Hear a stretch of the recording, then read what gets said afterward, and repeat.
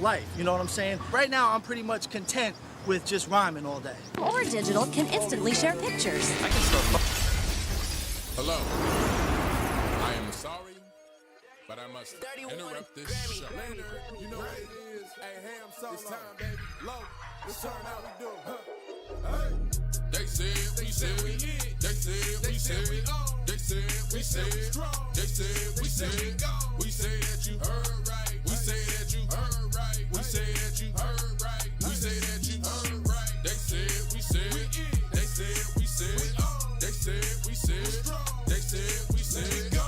We say that you heard right. We say that you heard right. We say that you heard right. We say that you man. I swear that it's imminent. I've been going so hard on my penmanship. About to go in and buy me a wheel. And I pull that shit fresh off the dealership. I can leave you in red like an Xbox. Got me laughing at you like you Red Fox. Got you chasing Hot Wheels like a Matchbox. EA running the game and it don't stop. Super cold like I'm playing for Blizzard. Cut you all in my sights like Red Dead Redemption. Never gonna slip on my pimpin'. Better get out my way, bitch, I'm on a mission. Really ain't no competition. I'm steady grilling opposition. I'm get up and ready to win. They can play it how they play, but fuck what you say. I'm getting this money today. Last of us like a dying breed. Down the ride like a noble steed. Fatality moves, I make you bleed. That's on any game, that's on any screen. Shut up and give me your money. They said we so lit. Even if I take an L, we coming back just to show that we don't quit. They said we said we hit. They said we said we on. They said we said we strong. They said we said we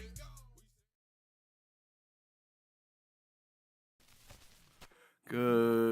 Good morning, everybody. Welcome back to another episode. What's cracking? I hope everyone's having a good morning. Welcome back to another episode of Let's Gamers Speak. Y'all come through, do the dang thing, hit the like button if you're enjoying the show so far. It's your boy Ham Solo just kicking it here with you this morning, and man, I can't even front. I'm kind of tired, man. I can't even front. I'm kind of tired. I stayed up way too late the past few days this weekend, and I am feeling it. I am feeling it 100%. But good morning to everybody. Good to see you. Mondays are probably always going to be, the hardest days. It's the first days of the week, right? So, good morning to you all. Hey, Rachie, I see you in the chat. He said, I think he's still playing Starfield.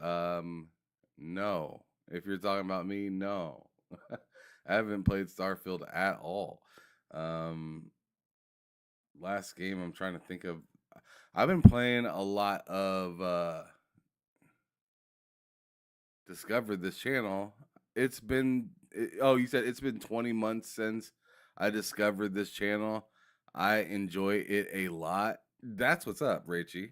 I appreciate you pulling up like all the time, man. It has been a hot minute since you joined, and you come through quite a bit, and you got a lot to say, and I enjoy it. I like talking to the the regular people that come through here, man. You say some stuff in the chat. You say some stuff in the chat, I will respond. And my boy Loke is the same way, and we like to just have fun. Just talk to people, have a good time, joke around. Just lighthearted fun. We're gamers. We're talking about games. We're trying to have a good time. You're trying to have a good time. Let's have a good time. You know what I'm saying? But good morning, Rachie. Good to see you. Legendary Yobi. Good riddance. What's cracking? Good to see you. He said, I did a 16-hour shift last night. I don't know how I am up, but I'm well rested. All right. Well, as long as you're well rested, brother, I can tell you I am the opposite of well rested right now. I am mad tired. I stayed up way too late for no reason. It was damn Ninja Gaiden that got me this time. Good morning, David. I'm not sure if you want me to say your last name or not, or if you're on the right account. If you're on the right account, you're cool. But I know there's some people that accidentally pull up sometimes with a different account. And if you keep talking in this account, then I'm definitely gonna say the whole name eventually. But there's some people that pull up. What's his guy? Diego, I believe, pulled up with his other account once, and I just was saying his other account out loud, and then he switched over, and I felt bad because I was like, damn. Feel bad. I'm not sure if he wanted his name out there like that, but I'll just say David for right now. So David, it says, you buying a 50 series GPU, bro? It is on my mind. I can't even front. It's on my mind. It's actually on my wife's mind. She came up to me, which is crazy. Which is crazy to me. She came up to me and she was like, "Hey, is the 5000 series cards out yet?" Because she was watching She was watching a tech interview, right, with the leader of Nvidia off of Peacock, an old Peacock episode. That where they talked about like leaders and stuff like that. Well, she got really into that, and she seen that, watched it for like an hour. It was a good interview. It was that guy from like the money maker guy that always like rings the bells and stuff like that.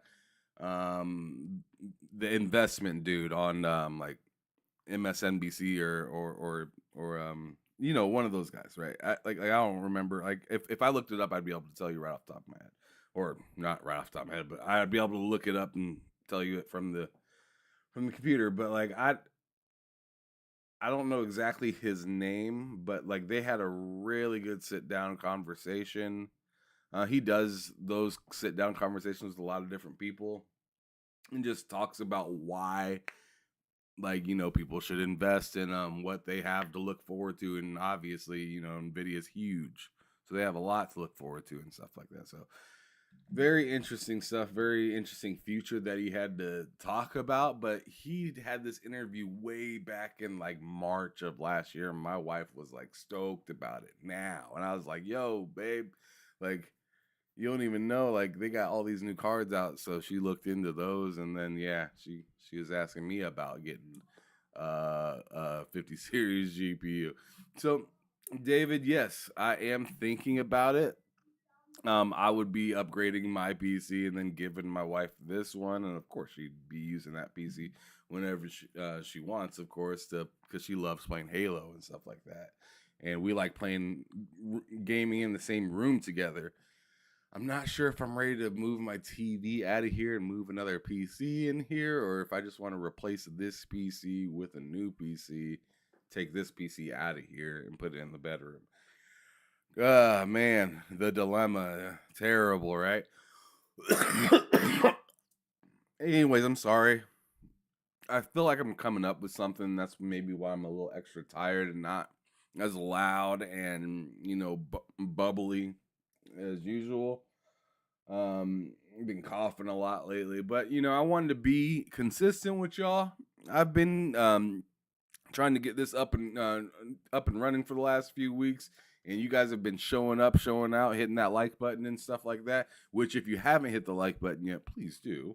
But you guys have been showing up and showing out lately, so I wanted to make sure that I came through as well. I was like 5 minutes, 10 minutes late today, but it is what it is. I'm here, and I'm kicking it with y'all. As for what to talk about today, honestly, I haven't even looked up the information that I usually look up previously to talk about. But one thing that I know that's on here today is something that's interesting, right? And check this out. Guess what's back? Guess what's back? Back again. It is back. Tell your friends. Hey, check this out. So, bam. What is that you're asking? You're like, man, that's Gaming Forte right there. Why do I see his big ass head right there? The reason that you see Gaming Forte is because that is what is showing on the TikTok page right now to be able to see. Yes, if you did not know, TikTok is back in full effect. It went down for like a whole part of a day. Not even a whole day it went down. It went down for part of a day, and then it went right back the hell up. Real quick. There's Hip Hop Gamer. Hip Hop Gamer's a dope dude. Yeah, so I don't know. I'm not going to sit here and scroll TikTok, but it's already back. And I mean, there's a lot of people just sitting around talking. Like TikTok right now is filled with why TikTok is back. And it's like, whatever. I mean, it's pretty cool. People are going with this idea that seeing that Trump was back, he saved TikTok. And I'm like, I don't know. I think some people are naive enough to think that, but I don't think everybody's naive enough to think that. Like, we know, like a lot of us know that this is just all about money. That's all it really is. It's about money and protecting secrets, right? And then also giving somebody the opportunity, you know, to be responsible if something bad happens, right? So now whoever's going to own this is going to be responsible if something stupid happens on their platform, right? Instead of, oh, the government or something like that. And whatever. But Sir X-Man, good morning to you as well. He says, happy Martin Luther King Day. Yes, happy Martin Luther King Day, everybody.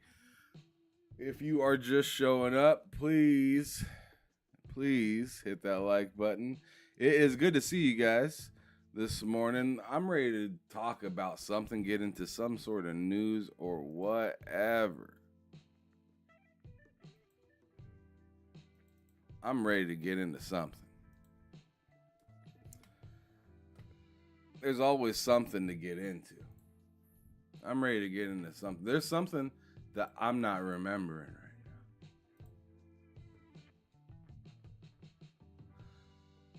now. Okay, so this week, remember, it's the week of the Developer Direct. So there's going to be a lot of speculation out there on Twitter as to what it's gonna be. I have my own idea of what it's gonna. Actually, I can't even say it's my own idea. You know why? Because I've been fed some information on what it could possibly be, and you know what? I'm not gonna go on ahead and release that information because I don't feel like that's fair. And I know that sounds like, oh, I doubt he really knows anything, right? No, it's out of respect. Somebody just told me, and they're like, dude, like, please don't tell anybody else.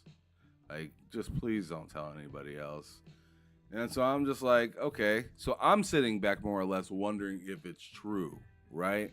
So I don't even know if what they said is true. I'm sitting back wondering if what they're telling me is true, because if I were to even tell any of my friends or something like that what it's supposed to be, and it's not that, then I'm gonna feel like an idiot. so I'm not telling anybody, not even my buddies or nothing. I'm not telling nobody nothing. I'm just wondering if it actually happens to be this, and then it's gonna be mad interesting. But if it's not, then it ain't no thing. It ain't no thing. I've been throwing out some things, but like everybody goes back to, it's gotta be something Japanese, right? Jez even said it has to be something Japanese, right? I was thinking prior that it could be something from, you know, maybe it's a Doom second game, or not Doom, an id Software second game, or maybe it's, I don't know. The Coalition has another game out there, possibly, or People Can Fly. You know, they're supposed to be working on a game for Xbox, even though they had like their own, like, you know, layoffs. But everybody's kind of had layoffs and stuff like that. But man, I don't know what to think. I don't know what it could be. I really don't know what it could be. But anyways, be nice. Good morning. Good to see you as well, Poison Maniac. Good morning. Thank you for sliding through. Good to see you. Sir X-Man said, hit that like and share, everyone. Let's go. I did your turn. I appreciate that, brother. I appreciate that. Be Nice says, good morning, Ham Solo chat. Gaming nerds and stalkers. Whoa, stalkers. Are you playing soccer? My boy Blind just beat Stalker yesterday, and he got the exact same ending I did.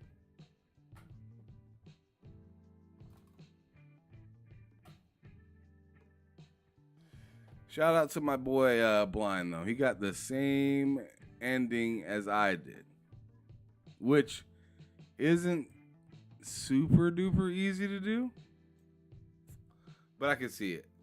I was very proud of my ending in Stalker.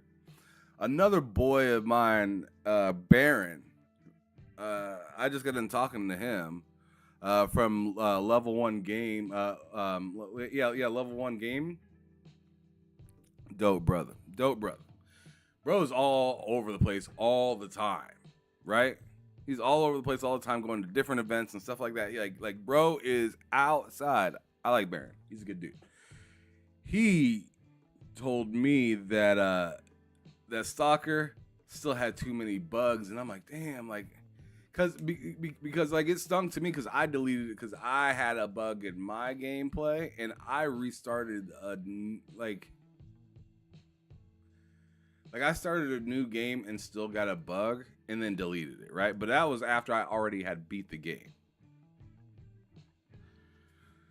So then I think he played after I did, got pretty far into the game towards the end, and then got the same bug as I did, but he was needing to get what I was trying to get the second playthrough, which I didn't get and ended up deleting the game. He got mad just like I did and deleted the game. So I completely understand if you can't get through Stalker, but it'll beat you down mentally, and sometimes the game will fight you as well, like parts of the game that shouldn't be fighting you are fighting you. And he says yes. Be Nice says yes. There still is jank. Yes, Stalker, man, bro. That game is amazing. It is so amazing, but it's still not in the best shape, which is disappointing. It is really disappointing. On my second playthrough, I had to delete it because, yeah, when I got that glitch, I was so angry. I was so mad. It had me walking around for like an hour and a half for nothing. So yeah, I felt like a fool. I felt like an absolute fool. But oh snap, Jeff Keighley right here. Love him or hate him, he has shown on his page on Twitter. Here, let me give you guys a look to be able to see it. Bam. All right, so he's uncasing somebody's uncasing 5090, which is 5090 Founders Edition, I believe. Okay, we're gonna turn that off.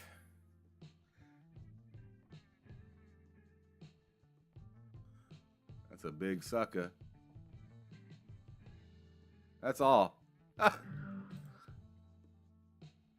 not that exciting. There's alright people that are man, it's gonna be terrible. The scalpers on that, it's gonna be bad. I want a 50 series card, but it's gonna be terrible. Like, unless it's just gonna be bad. I don't see any way it's not gonna be bad.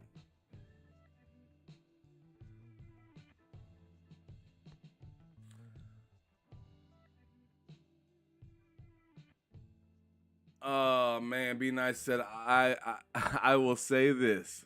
I'm on my toes from the beginning to end on my on my settings. Okay, you're on your toes. I got you. Yeah, I mean, bro. Regardless of whether you're on PlayStation, PC, or not PlayStation, Xbox or PC, the game is kind of janky. On the PC, depending on your settings, oh man, it can really depend. It can really depend. My buddy went from like having like a 3070 to now he has like a really high performance rig. Like I think he has I want to say he has a 79 XT. Is it 7900 XT now? With a new with a new CPU and stuff like that. So he's kicking now, but before he had a 3070, yeah, and he was playing Stalker, and man, he was running into some issues. So yeah, I mean, I get it. I had some issues as well. I have a 3080 in my rig, so completely get it. But yeah, so 5090 Founders Edition is already looking like it's coming out to be something to look into. I'm more or less looking around at the 5080 kind of, to be honest. Like that's like as high as I should probably go. If I go to the 5090, I don't know. Like I don't know. I think my wife would like not let me upgrade ever again if I got a 5090. I think I'd be cooked for like at least the next like 15 years. she would not let me get anything. It would be completely over. Oh boy.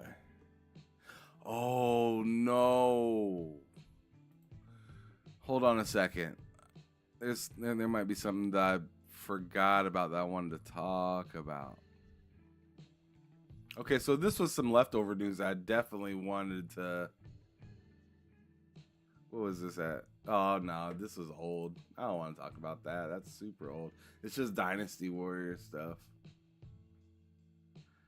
Dude, that game is selling like crazy over there on Steam. Like more nines than I anticipated for that. My boy Vinny has been playing the hell out of. Has anybody here played the new Dynasty Warriors Origin? I don't know, but I played the demo. I thought it was hot. I'm telling you, my boy Vinny, he's very stingy when it comes to games. He will return it in a heartbeat if he's not having any fun with it. He copped that game. He's having a ball with it.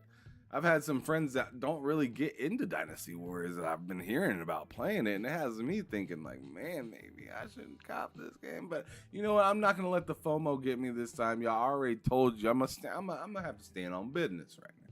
I'm gonna have to stand on business. You know, I told y'all that that game got me a little frustrated because there isn't no multiplayer, and that's what I really was excited about with that game. Which I mean, I don't need it to play it, but I don't really feel like spending like $70 for it if it didn't have what I was initially excited to go play on it. But my boys told me, hey, I'm not sure if you guys are aware of this. I'm gonna pull it up on the screen.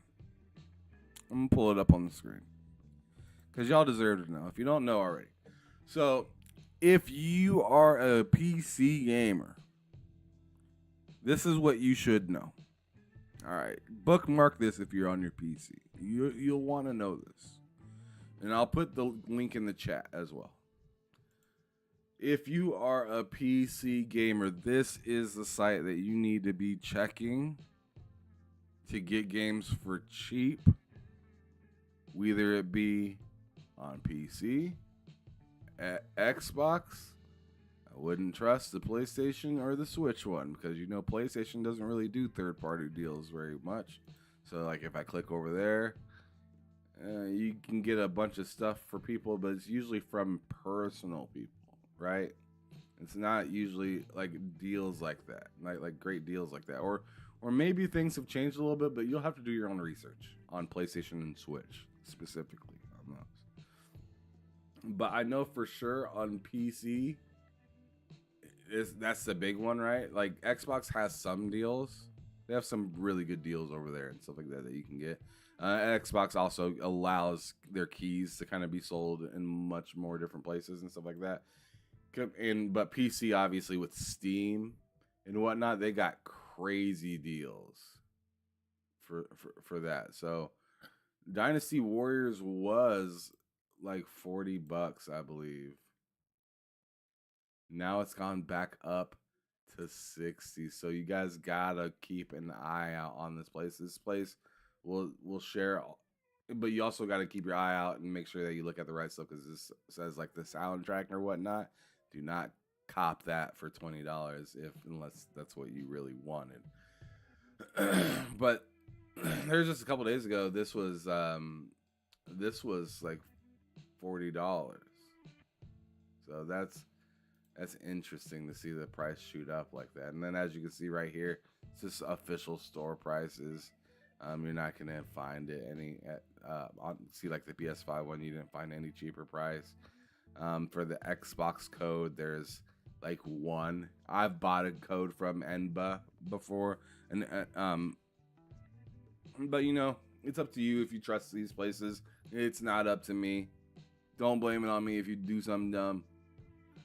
But I haven't had any problems with this site, but I highly recommend, I'll put it in the chat, GG Deals. Oh no, Loke's here. So Loke sees me preaching the good word right now. Loke sees me preaching the good word right now. But if you are at your PC, that is the link right there. Go on ahead and click on it and hit save to your favorites. So you have that place ready to go whenever you're thinking about getting a new game. You got a new game that you're thinking about looking up.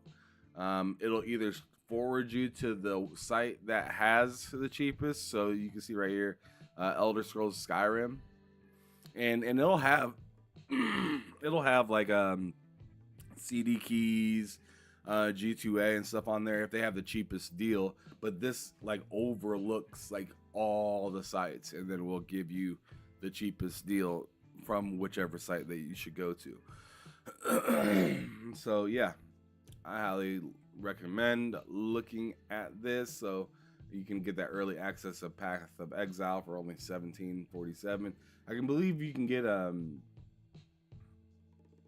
Hogwarts Legacy on PC for $11. Like some pretty good deals for the most part. Pretty good deals. But sometimes you find stuff that ain't that great of a deal. But see right here, like Space Marine 38.53. I wonder how much that actually is on Steam right now. I don't know if it's gonna tell me, seeing that I already kind of share that. It probably will. Yeah, it's $44.99 right there. So not bad, right? $44.99 for Space Marine 2, just a regular ass one, and Space Marine 2. So a little bit of a deal on that. Nothing too crazy. Black Myth Wukong only $50. I can't believe Dynasty Warriors shot up like that. It is popping right now. I've been telling you guys.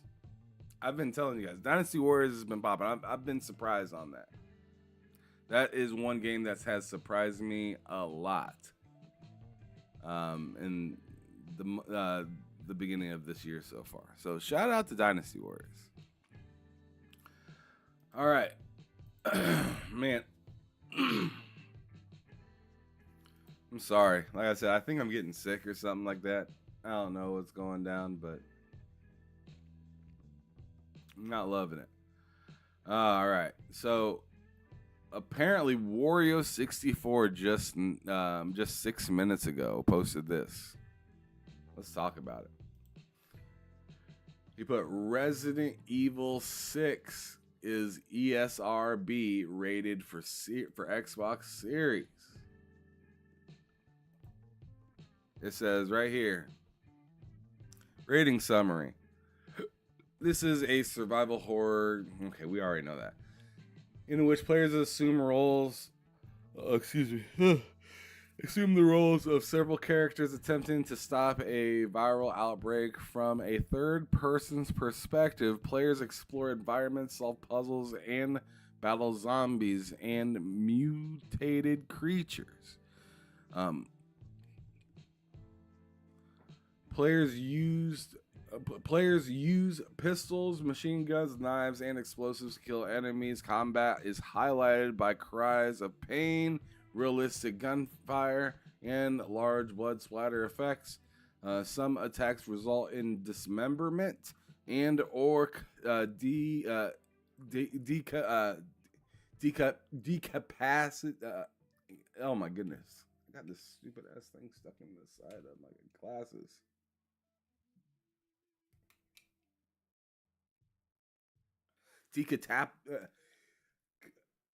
Decapitated. Jesus. Decapitation. Jesus Louise, man, I could not say that word. Cutscenes depict further instances of violence and or blood and gore. A zombie shot in the head exposes bits of brain. A zombie stabbed in the head close up is depicted. Oh crap! Hold on. Characters are killed by rotating fan blades and chainsaw-like blades. One mutated female boss is depicted nude, though without any discernible details, i.e. no nipples or genitalia. During the boss battle, the character can be seen carelessly or caressing her breasts, gyrating, and straddling another character. The word F appears in the game. Yo! Straddling, gyrating. What y'all doing in this Resident Evil 6 game? This sounds wild. Oh my goodness. Oh, what's cracking, Sour Blow? Where do you get the name Mystic Fragments? That's very much a creative name. I kind of like it. How you doing, Sour Blow? Good morning. Good to see you. Poison Maniac says that okay, he's talking to Ray Chi. Let me go on ahead and read some of y'all's thoughts in the chat. If you guys have any thoughts on Resident Evil, please speak up. Remember that there is the link to the Discord if you want to join the server. I just hopped in the server just now, so if you want to slide through and holla at your boy, you can come through, kick it, say something, talk about whatever news you thought was really relevant that happened in the last few days, or if you just wanted to come up and talk about what you've been playing as of lately or something like that, just have a little conversation real quick. You are more than welcome to. I welcome anybody as long as you are a gamer and you are keeping it cool, having a good time, and not trying to come in here and be reckless and be inappropriate. As we know, there was an inauguration that some people are really up in arms about. I'm not going to get too deep into that, but it's going to be a colorful next few weeks. There's a lot of people looking out for tariffs, wondering if the prices of things are going to skyrocket, So there's a lot of things that people are worried about and stuff like that. If gaming is your escape and you want to come through, spit your game, talk your shit, and you just want to kick it, and you don't want to deal or talk about any of that shit, or if you're mad and you want to get something off your chest real quick, you can do that. I don't give a damn. I don't give a damn. As long as you're not being disrespectful to other people and or, trying to, paint anything as if, we need to give a damn about what you particularly believe. Like, everybody is free to believe what they want to believe. Nobody's coming in here to force any beliefs on nobody. But anyways, there is the Discord link if you want to come in and say something, or if you got some time and you want to come in and talk about some gaming or something like that. But here's this was the Resident Evil ESRB, and it sounds wild, right? I'm gonna read it one more time for those of you in the back, because I was tripping all over places, and I still have something stuck in my glasses. My eyes are all fucked up this morning. Feels like there's like a fuzz in like the corner of my eyes. I'm gonna see if it's the glasses or if it's my eyes. Put on a different pair. Oh wow, that was much. Feels a little bit better. All right. It says that this is a horror game in which players assume the roles of several characters attempting to stop a viral outbreak. From a third-person perspective, players explore environments, solve puzzles, and battle zombies and mutated creatures. Players use pistols, machine guns, knives, and explosives to kill enemies.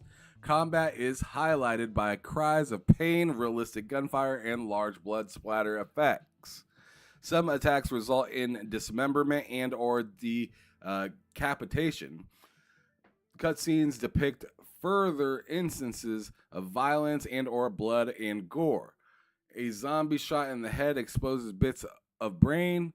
A zombie stabbed in the head close up. Characters killed by rotating fan blades and chainsaw-like blades. One mutated female boss is depicted nude without any discernible details, no nipples or genitalia. During the boss battle, the character can be seen caressing her breasts and gyrating, straddling.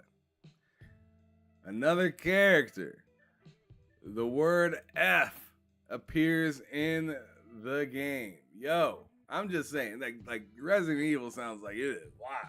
Like and keep in mind, if you played the Resident Evil games, which I haven't played all of them, but I've been around long enough to know that Resident Evil can be a little freaky. It can be a little freaky deaky, right? I mean, if you think about just Resident Evil Village not that long ago, you know what I'm saying? Like it can be a little freaky deaky, right? Resident Evil really isn't my type of game, though, to be honest. If I'm keeping it a buck, it's never really been my jam. A lot of other people like it, but for me, it's just like meh. Meh. But all right, so Sour Blow said he has some projects going on. Well, brother, if you want, you like I said, there's the link in the chat. If you want to come up here and speak about your projects, what you got coming up, what you got going down, remember, you can always come through here and spit your game, man. Let people know where they can find you and stuff like that. Hey, man, I'm not the only one out here that can, put in some work. I'm not just trying to support myself. I'm willing to help out other people. And I mean, as little as I may be able to help, or as much as I may be able to help, the better. I'm happy just to be able to help somebody out, or push that good word. But anyways, yeah. If you're at work, don't worry about it, brother. But I'm just letting you know. I got you. But anyways, yeah. So Resident Evil 6, y'all. Interesting stuff right there. Interesting stuff. All right, let's see if there's anything else wild and interesting to kind of find out as of, today. I don't know, though, bro.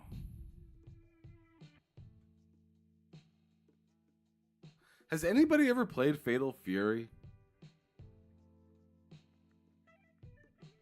I've never played that game before. I believe it's like a fighter or something like that, but I've never played Fatal Fury before. I've been seeing it getting advertised all over the place. Okay, right here, Wario actually says something about it right here. So, bam, check this out.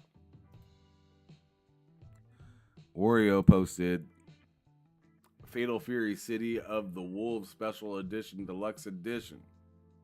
PS5 up for pre-order at Best Buy, $79.99. Special edition PS5, PS4, Xbox Series X, $59.99.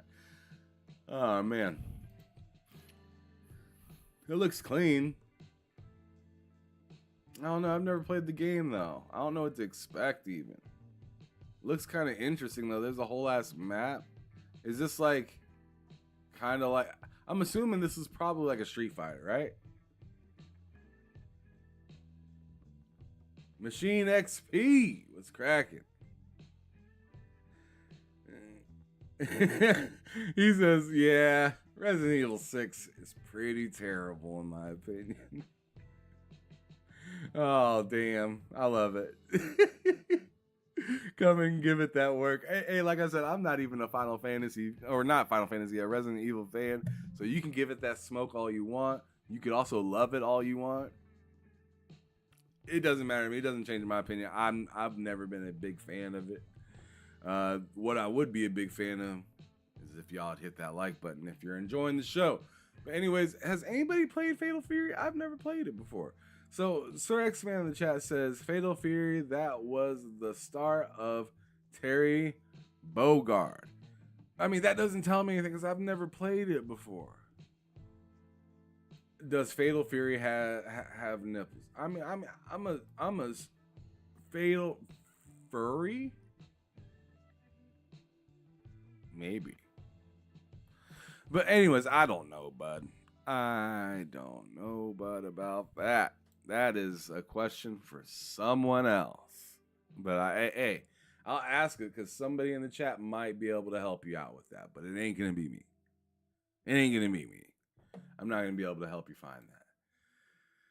But anyways, yeah, I've never played Fatal Fury, and I don't even know what. Like let's go on ahead and go check out let's go check out a trailer for it, because since I've never played it before, let's learn. Let's learn this together. Let's learn what Fatal Fury is.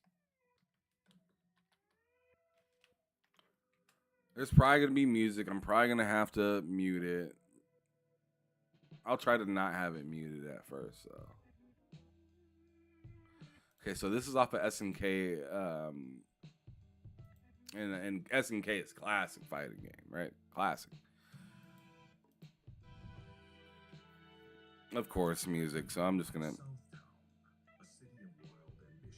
wait a second. Where legends are made. Here, vengeful wolves fought against fate and won. But fate has no. Oh yeah, y'all can't hear it. Let me turn that. There you go. Now, 25 years later, are you ready to rock the city once more? Okay, I'm not finna get copyright striked.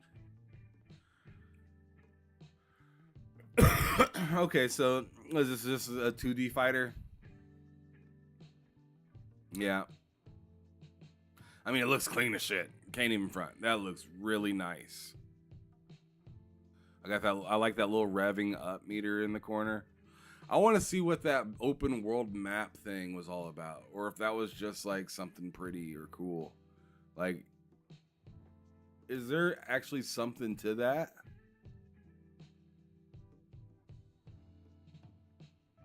Okay, that's cool that it showed me all these different ways to fight, but that's not what I'm looking for right now. Okay, so here we go. Here we go. This is what I was looking for. This is I'm wondering when the game opens up, how the game opens up. All right.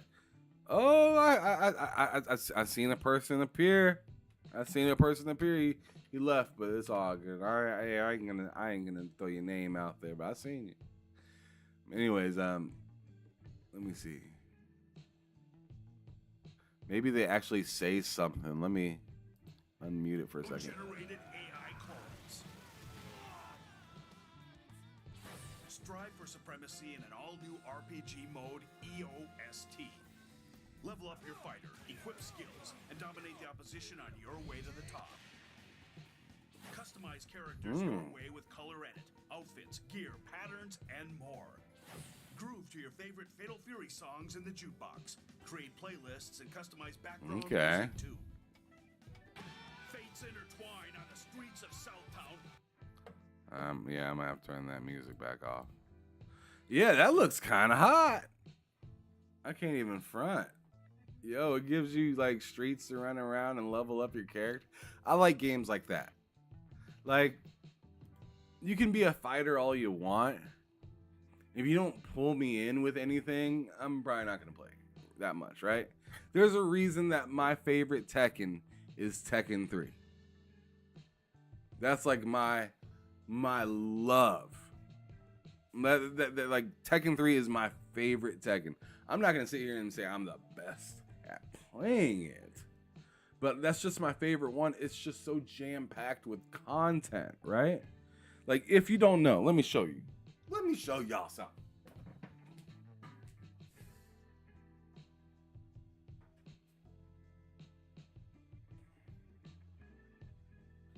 I just kicked my water bottle, and I tell you what, that did not feel good. That did not feel good.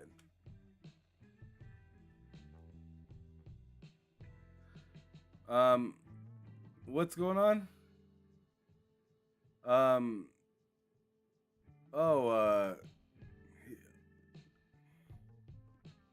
Yeah, you were just in here. You were just in here. Where did you go? You were just in here, Sour Blow. Where'd you go? I don't know where you went, buddy. You were just here just a second ago, and then like you dipped out. So just use the same link that you used just a moment ago. Should be good. You were just in here.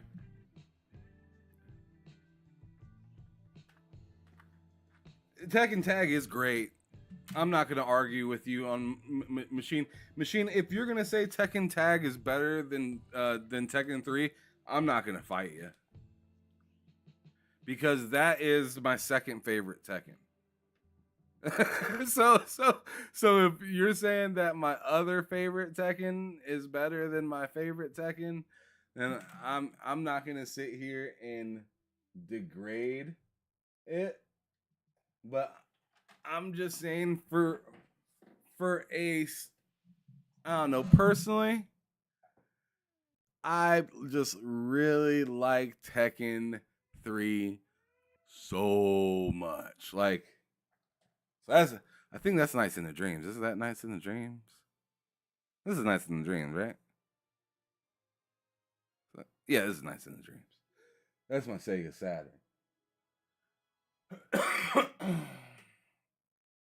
All right. So, bro, I'm telling you, this one right here is like, this is my joint right here.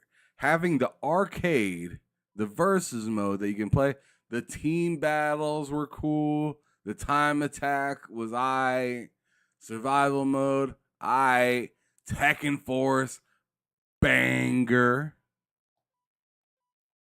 And then there's also a volleyball mode, I believe, that you have to like unlock, right? But Tekken 3, this game right here, this is my favorite Tekken of all time. Now and forever. Now and forever. But hopefully you guys bro, like this game was so good.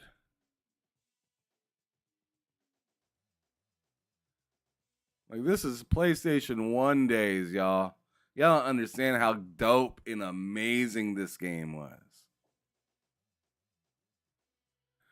Wonder if I could throw on the sound for it. Because I'm pretty sure this is like a dope little, like everyone's like jamming kind of to a beat right now.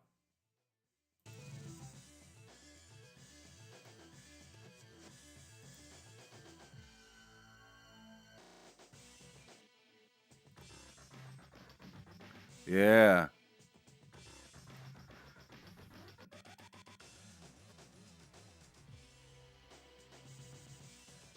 This shit's hitting. Yo, like you can't tell me that ain't hitting, bro.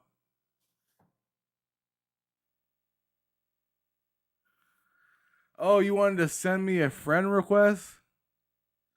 Oh, yeah.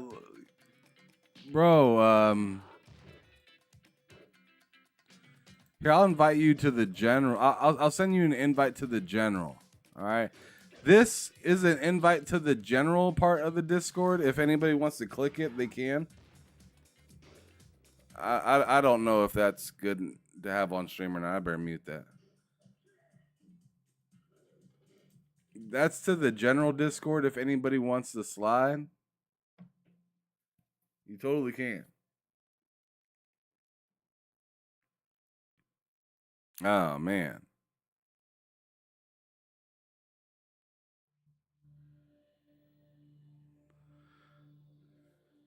Man. This joint was so hard, bro.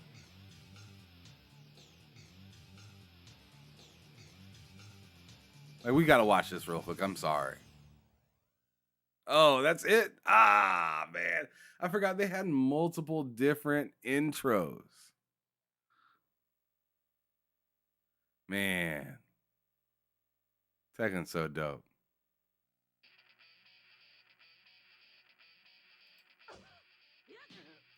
All right. That's enough.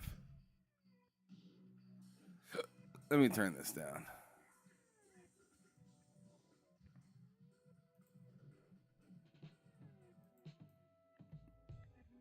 That shit will distract the hell out of me if I let it. But that Fatal Fury game looked all right.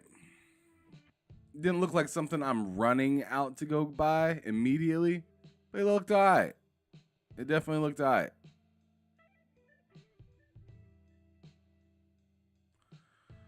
Whew. All right.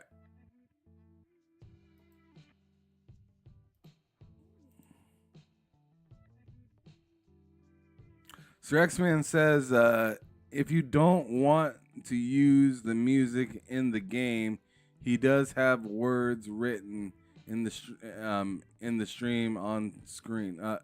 Okay, fair enough. Okay, so Sour Blow sent me something. I'm kind of curious what this is.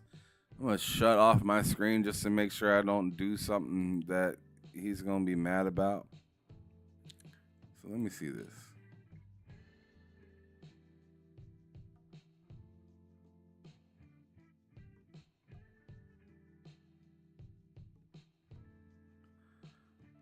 What is this that you gave me, Sour Blow?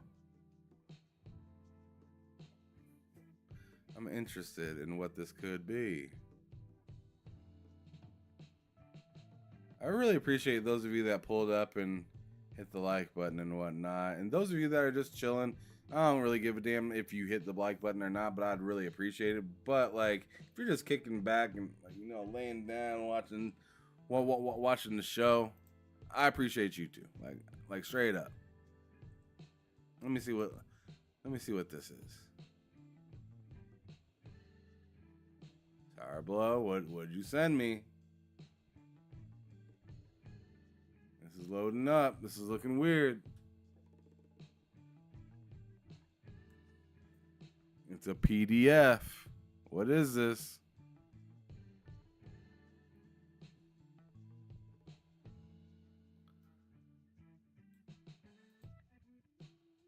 Yo, that looks clean.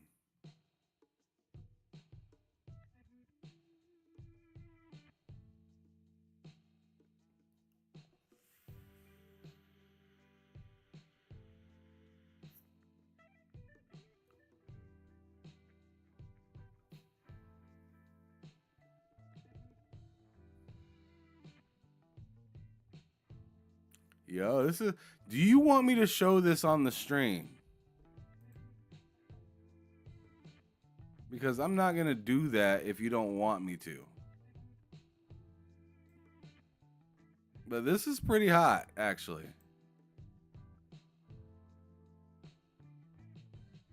He said, I promise it's nothing weird. Oh, man. Y'all disrespectful. Machine XP said it's spam. Rachie says, Ham, PC just got infected by malware. Damn. Is that what you did to me, dog? No, I'm just messing with you. Nah, man, it looks clean. So you said I'm welcome to? Okay, fair enough. So this is what Sour Blow sent me, right? This is great. Like, this is real nice. Let's go through some of this, all right? Let's go through some of this because I want to give him his flowers for what he did right here. This is great. This looks nice. So, oh, man, I have too much stuff open. I can't see where anything is. There we go.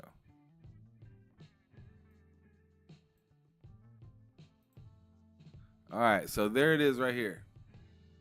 So remember, I was asking. Remember, I was saying that he changed his name to Mystic Fragments, right? You can see his name clearly in the chat if you're talking to him right now, but maybe you're not chatting. Maybe you're just sitting back watching the show. Yo, I'm gonna tell you. He has this magazine right here. He says, it says the name up here, Mystic Fragments, the most genuine gamers magazine. Biggest news of 2024, top 10 video games of 2024, Final Fantasy 7 history, Metal Graphia. Okay. Okay, so we have some of the latest news up here being the Switch 2 or the Nintendo Switch surpasses the PlayStation 2 as the best selling console of all time, which is, here in America, I believe. Sony acquires 10% stake in FromSoft parent company Kadokawa. Xbox introduces stream your own games feature for Game Pass Ultimate members and more. So this kind of touches around a lot of different things. So either you're like really close into gaming or you're just kind of coming on from missing out on some of the stuff that's happened recently. I think that's a good thing to kind of have instead of just all speculation and new stuff only. It kind of touches on some of the stuff from last year. So I kind of like how this goes back and forward. So good job on that. It says Machine Games, Action, Adventure, Indiana Jones, and The Great Circle, exclusive review, and more. So, yeah. It says about right here. So I'm definitely going to read that, brother. Okay, so you say this here. So I'm going to shout you out here. Mystic Fragments in the chat says right now, I'm still Sour Blow, which is the account that he's usually on and talking to us with. And that's what you refer to him as on his channel. Him, Louie, and Silent Cypher and their channel over there at Xbox International. But so you know him as Sour Blow over there, but he's Mystic Fragments right now on for this thing that he's trying to market. And he says he's still Sour Blow, but the magazine and possible a game studio will use that name. Oh, so all right. So he's looking to make a game studio possibly out of Mystic Fragments. That would be really cool to have your own news and be creating at the same time. That's interesting. That's touching a lot of different things, man. Don't make yourself too busy now. Take care of yourself. But yeah, dude, do your thing. That's awesome. Congratulations. He says about Mystic Fragments, founded by a very passionate gamer who shares a deep love for video games. His creativity and dedication drive him to bring joy and valuable information to the gaming community. Mystic Fragments aims to become a comprehensive hub for all things gaming, offering a wide range of content, including news, game guides, trivia podcasts, reviews, and more. Mystic Fragments symbolizes the magical and diverse pieces that come together to form the vast and enchanting world of video games. Each fragment represents a unique aspect of gaming, whether it's the captivating stories, the intricate gameplay mechanics, the vibrant communities, or the innovation technologies. Just as fragments of a mythical artifact combine to create something extraordinary, Mystic Fragments aims to unite various elements of the gaming universe to provide a holistic and enriching experience for gamers. Just 1 second. I gotta grab my damn charger because I forgot it, and now my damn camera battery went off. So I'll be right back in like 2 seconds.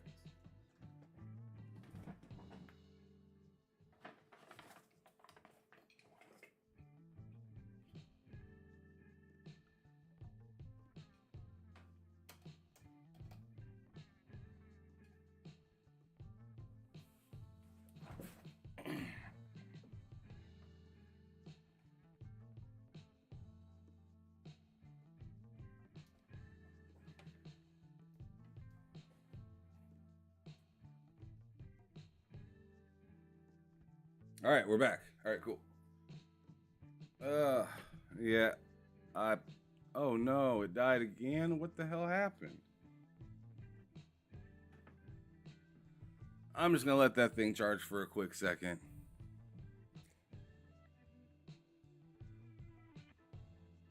Yeah, I'm gonna let that sucker charge for like 2 to 5 minutes. It's okay. But anyways, let me go on ahead and continue to read this, and then after I read this, this next paragraph, it should be fine. It only needs like a couple seconds of extra charge to kind of catch up on itself. But anyways, it says, in the realm of video games, every detail, no matter how small, contributes to the overall magic. Mystic Fragments embodies this philosophy by offering a wide array of content that caters to all facets of gaming, from news and reviews to guides and podcasts. Each piece of content is a fragment that, when combined, creates a comprehensive and immersive gaming experience. The company's dedication to creativity and passion ensures that every fragment is crafted with care, bringing joy and valuable information to the gaming community. Okay, Mystic Fragments Part 1, The Awakening. Okay. All right, I was just making sure this wasn't like a 6-page essay. All right, so we good. It gets interesting as I keep scrolling. So y'all just give me a second. Let me get through this, and then we're going to keep checking out Bros Magazine. It's looking good. It looks really good. But anyways, yeah, definitely go check out Bros channel, Xbox International. Also, Mystic Fragments. He got his own thing going on right here, it looks like. Also keep an eye out for this publication, but it goes on to say Mystic Fragments Part 1, The Awakening. In the neon light, or in the neon lit labyrinth of Neo Tokyo, where shadow dance with the glow of holographic billboards, a young man named Kai toiled away in a dilapidated garage, orphaned and adrift. Kai found solace in the ancient legend of the flow, a mystical state that granted unparalleled abilities to its masters. His dream of heroism seems distant until one fatal night changed everything. While scavenging in the ruins of an old temple, Kai's fingers brushed against a fragment of an ancient relic hidden beneath layers of dust and debris. The relic emitted a faint otherworldly glow. Suddenly, a group of shadowy figures emerged from the darkness, their intentions clearly hostile. Kai, armed only with his wits and a makeshift weapon, fought valiantly. The clash was intense but brief, with Kai narrowly escaping his assailants. As he caught his breath, he noticed the relic glowing brighter. A surge of energy coursed through him, and in an instant, he was transported to another time. Disoriented but exhilarated, Kai realized he had unlocked the power of time travel. With this newfound ability, he vowed to uncover the secrets of the flow and fulfill his destiny. Short, little interesting story you had there, brother. Short, little interesting story. It got more interesting as it went on. As it went on, I was like, man, what is happening at the beginning of this? I was getting thrown around for a second, but it got interesting as it the as the story opened up, and I'm kind of wondering what is he trying to fulfill now. But anyways, you got some gaming trivia right here. So what is the best-selling video game console of all time? He has who's this character. So you have all this different stuff just to kind of, you know, learn more about gaming and stuff like this at the same time. Maybe even look stuff up if you wish. Here's the, you know, the content page. So, you know, it's looking good. Look at this right here. I've been playing this game as lately. Some Ninja Gaiden. Or Gaiden, or whatever you want to call it. I call it Ninja Gaiden. Got real. And still the yams right here. Looking fantastic. Got some games right here. This is looking really clean, bro. This looks nice. I'll check my Twitter here in just a moment, Yobi. Let me go ahead and finish this up. This is a pretty thick magazine though, because you guys can't see the scroll. But I'm like not even a quarter of the way down. I'm gonna make it quicker though. But he's showing off games in different times for the month, so you know, interesting stuff to look forward to. This is for the month of January. So today's the 20th. So tomorrow you get Hordes of Hell. So it's just like a monthly magazine, right? Like a lot of different magazines where they're monthly. So that's awesome. So that gives you time to be able to write something up the prior month and then lay it out. Perfect. Latest news. So this is what you guys were talking about earlier in the content, talking about how the Switch is overshadowing the PlayStation 2 and, you know, how it's second now in the US. And you got Sony buys Elden Ring creators, ? And then you tell, you know, 10% stake is really what it was. Stream your own game, talking about Xbox. Biggest news of 2024.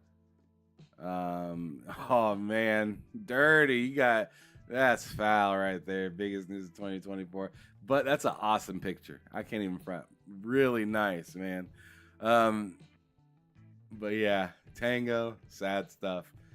Black Ops information, the worst game failure of all time, that is Concord, the lawsuit of Power World, how they were rocking Nintendo all year.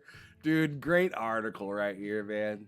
Yes, you're pointing out a lot of things that really freaking mattered from last year. You have the more powerful PS5 Pro. Look at you, got your name right here by Sour Blow from Mystic Fragments and XBI Podcast. So that's what's up. That's what's up, dude. Tango Gameworks rescued. Yep. Soccer 2 joined. Oh man, this is good. This looks nice. This gives me Game Informer vibes, bro, which is good because they're gone now.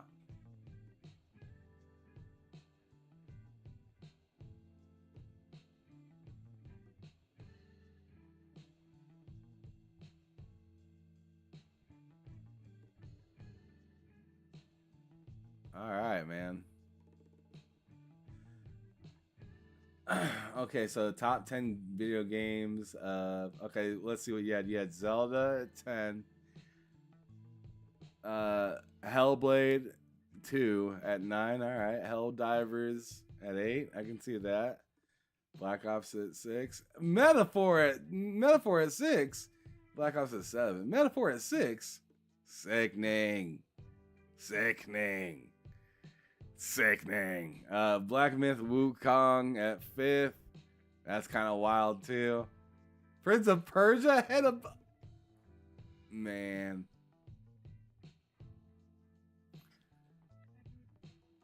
Space Marine at 3. I ain't mad about that. Stalker 2 at 2. I'm not mad about that. Indiana Jones at 1. Not mad about that either. I am mad about Prince of Persia. I ain't even a friend. I'm salty about that one. Sour Blow. Sorry. But no. It's yours, though. It's yours.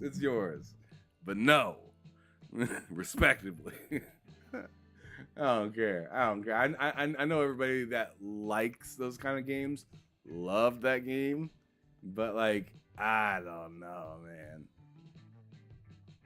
I don't know. I guess I could say the same thing about Metaphor. If you like that kind of game, you're going to love Metaphor. If you like that kind of ass, if you like getting your ass whooped, Black Myth was great, right? So I get it.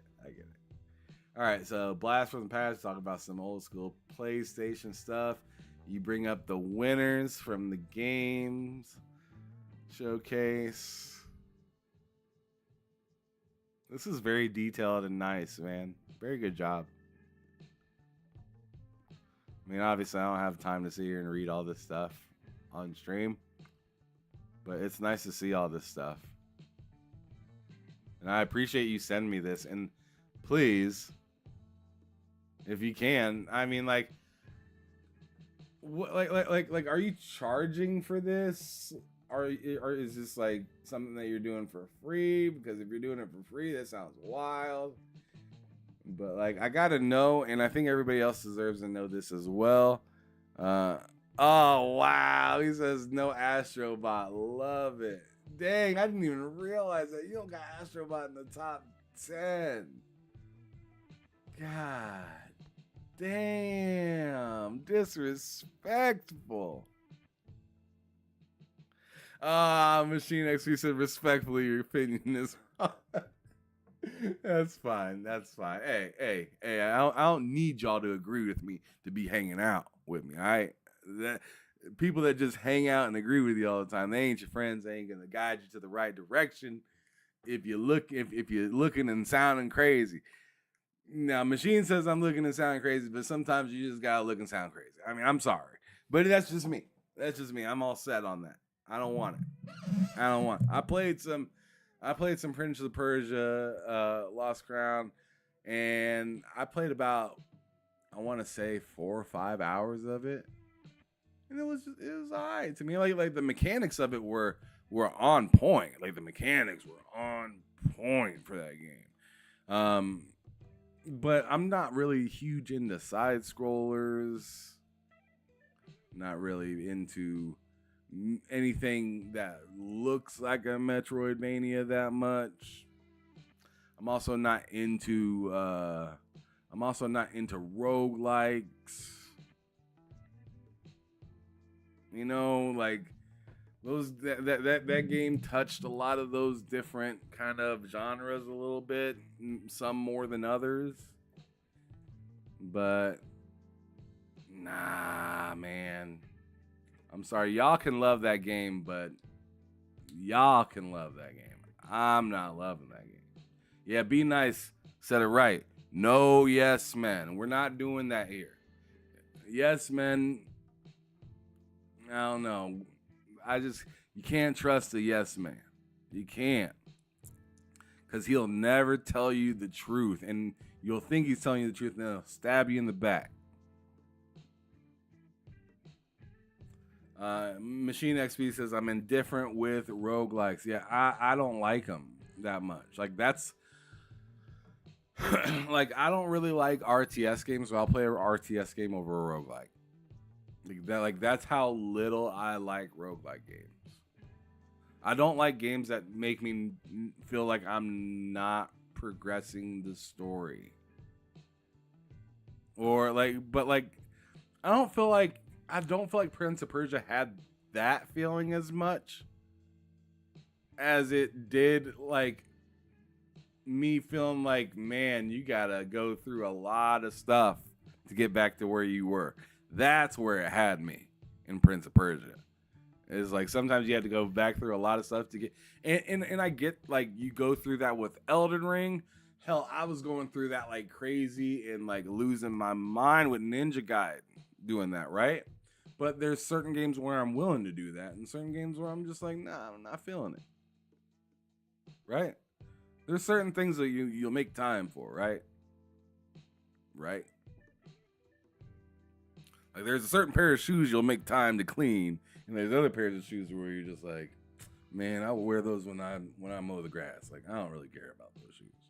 Prince of Persia is one of those games where I'd play it like when I'm at the like airport or something, and I ain't got nothing else to play, and I just so happen to have that downloaded. Like I'd play it then, but I'm not chasing down Prince of Persia to play it. You can forget it. Not for me. Indiana Jones talk, man. This is great. Good magazine. Yeah, he said it was free. Earlier I did see him say it was free. Now, if you're listening, Sour Blow, answer me this. Is it free every month, or is it free right for this one? Is this one just free? I need that question answered. Because if it's free every month, then bro, I need you to give me like a link to wherever this is at so I can get it every month, so I can bring it up and talk about, pull up and talk about some topics. Give it some share, some love, some, you guys put a lot of work into this, man. I want to be able to show people it, be able to refer back to it. Have a link that I send to that I send to myself that I can refer back to when I'm, with friends. I can pull it up and just be like, bam, bam, bam. There's the information right there, or send it to them. You know what I'm saying? So, all right. XP Machine Dead Cells is goated, though, in my opinion. I've heard nothing but great things about Dead Cells. My boy Hard Days Mike loves Dead Cells. Like I brought it up just joking to him, and he was like, "Oh, I absolutely love that game," and he just wouldn't stop talking about it. Anyways, Mr. Fragment says every month the digital version is planned to be free. Okay, as of right now it's planned to be free. Gotcha. Mystic Fragments also says now the physical, when I find out how to do that, will have a charge. Fair enough. Yeah, publishing, you shouldn't have to pay for everybody to read your stuff if they're reading it physically. If they want a physical copy and remember that, who made it, who put it together, who put in all the work, then yeah, you definitely shouldn't be just, maybe up front, you got to pay something just to kind of get your name out there, and maybe you go to some events and hand some stuff out. But that's one thing that you want to really, really do. If you're going to go into doing this type of publication, you got to go to events and stuff, bro. Like, you got to go to events and stuff. And if you need help with anything, like I can let you know whenever I'm going to an event, and maybe if you can give me like a QR code or something like that, I can tell people, hey, check out this, yada, yada, yada. Or like if you have t-shirts or something like that, like I could definitely like support y'all while I'm out and about and doing stuff. Like it's not just about, like I am represent TSWS gaming and whatnot, but I can still, I mean, if I'm wearing a TSWS shirt, I can have, a Mystic Fragments hat on, or a Mystic Fragments, bracelet, or, some sort of sticker or something like that, right? So just keep that in mind. I don't know how far you are in all these different thoughts, but, I'm always down to be a helpful brother out here. We should help each other more often. But, he says, Mr. Fragment says, if anyone wants to donate, then I'll have a QR in the support section, but that's optional. The money funded would go into the magazine and the game studio. I appreciate that, man. Oh, okay, yeah. Okay, you're talking to me now. Yeah, definitely.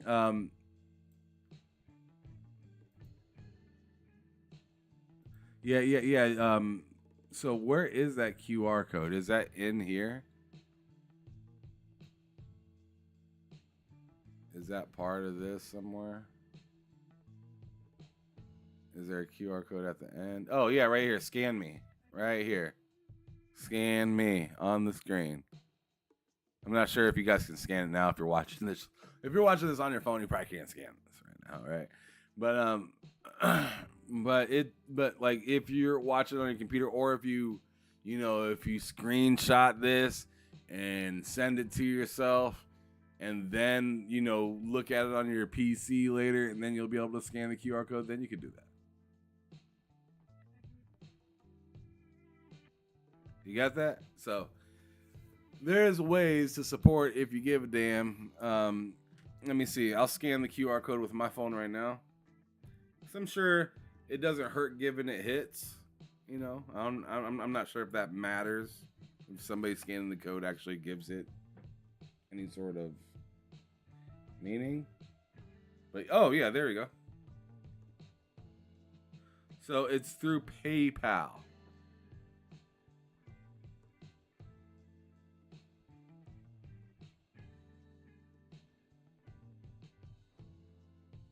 Oh, no, it's not through PayPal. Okay. Well, I think it is, but you can donate through your own PayPal, or you can donate with a credit or debit card if you want to.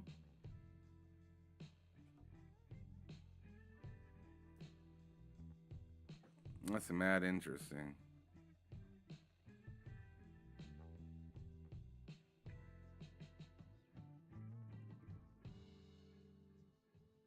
See what I could do real quick.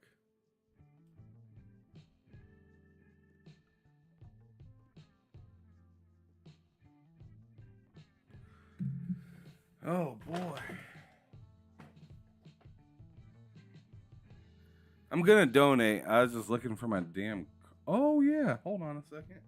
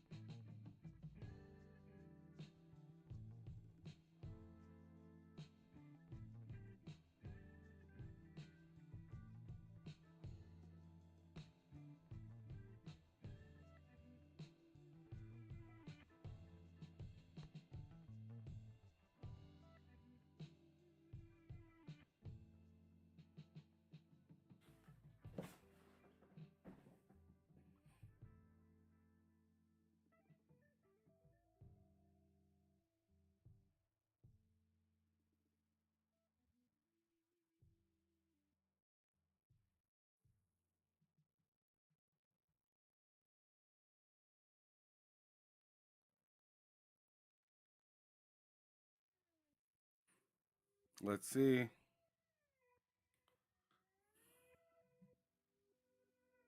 All right, I donated to you, brother. There you go.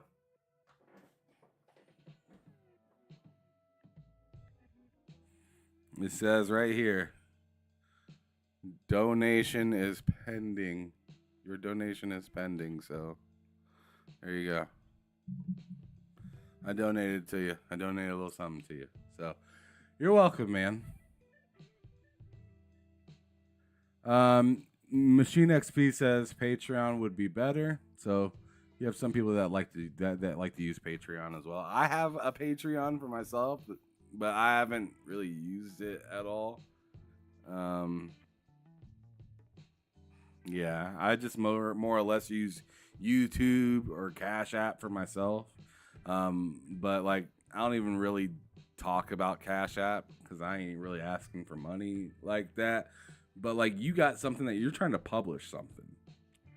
You're trying to publish something like physical to give to people. So you need that. That kind of money. As for me, I mean, I sit in front of a microphone, in front of a camera, on YouTube and, Rumble and stuff like that and Twitter and whatever.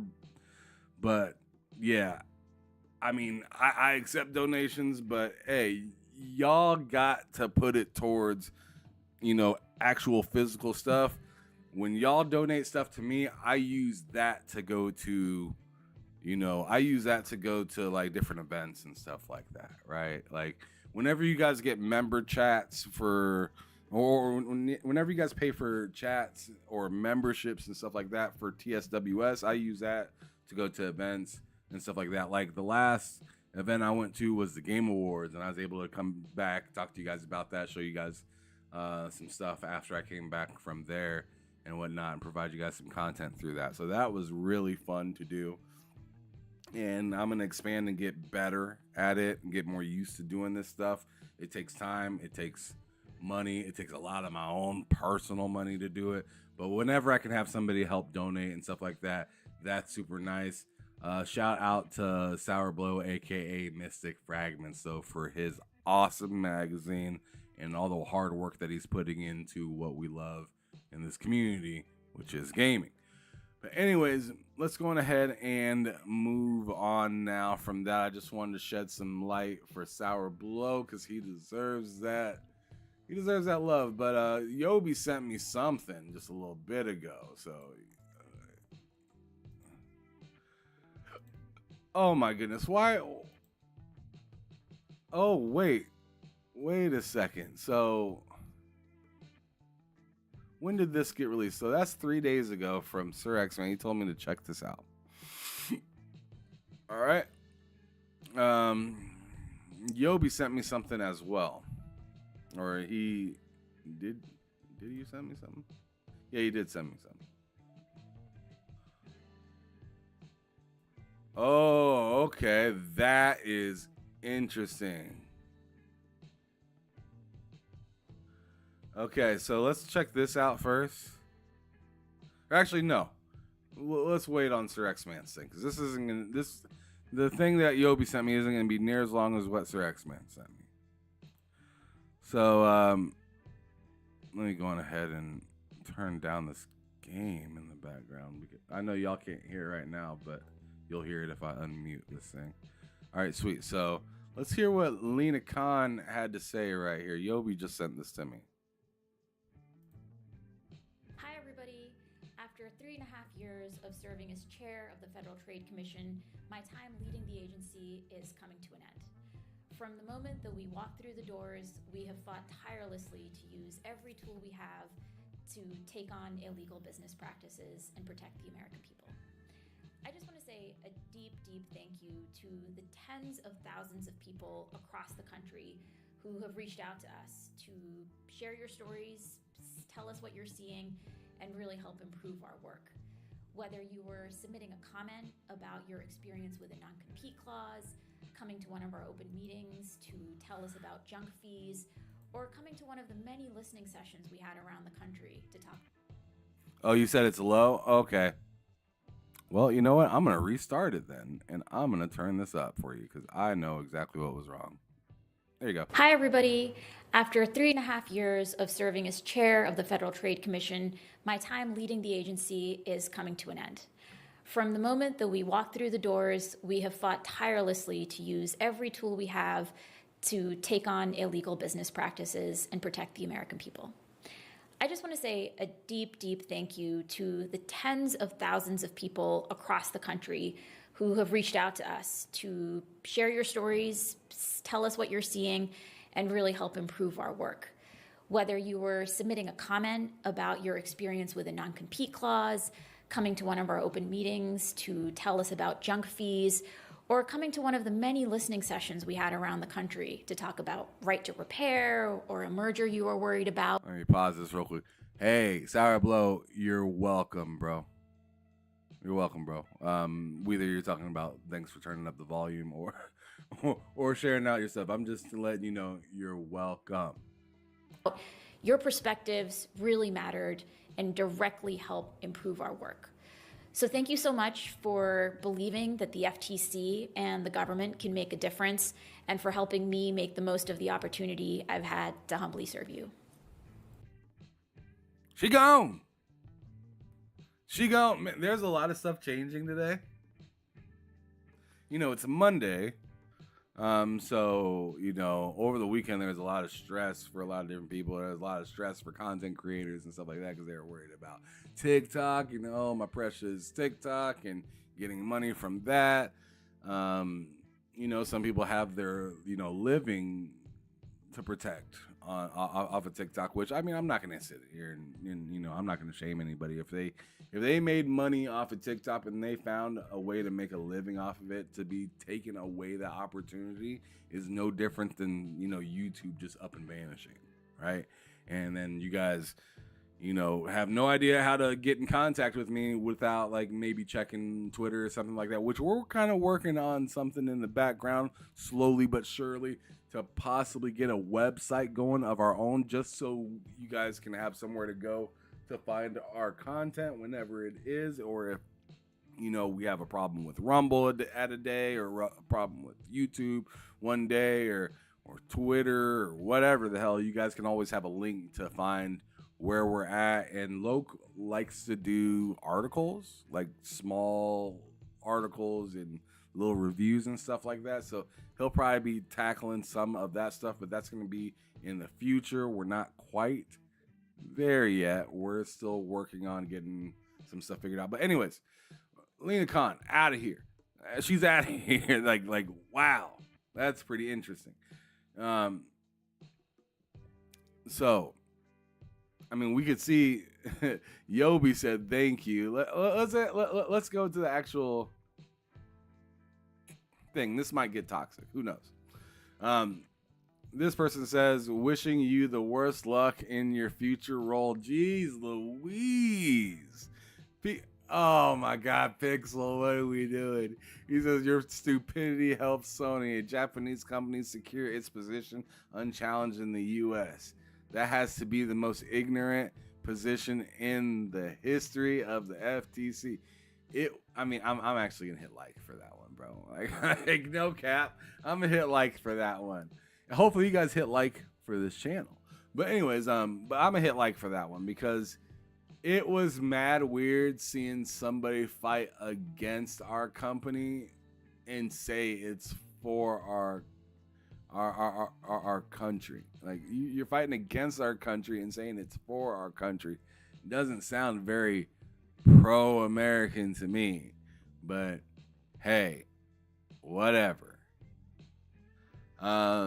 Sycamore says, I thank you for the hard work you have done in this position. So very nice thing to say.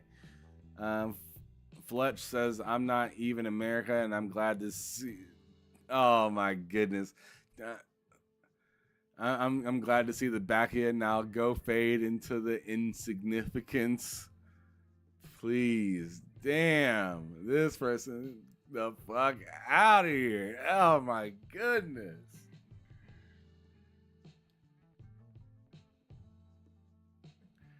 This person, Warhammer Dave, says you belong in prison for how much taxpayer dollar you wasted trying to circumvent the law. This is insane. People are pissed. Some people are like celebrating in a very pissy way. But like, hey, if this is the way that they get over this type of stuff, then hell. I like Bacon Life's comment. This is a comment that I would say. This is like something I'd say. Just good riddance. Like just good. Just I'm happy that's like she tackled some interesting stuff. I'm not gonna cap. Like she tackled some stuff that was kind of interesting, but she also wasted a ton of money on stuff that isn't necessary to be wasting all that money on. So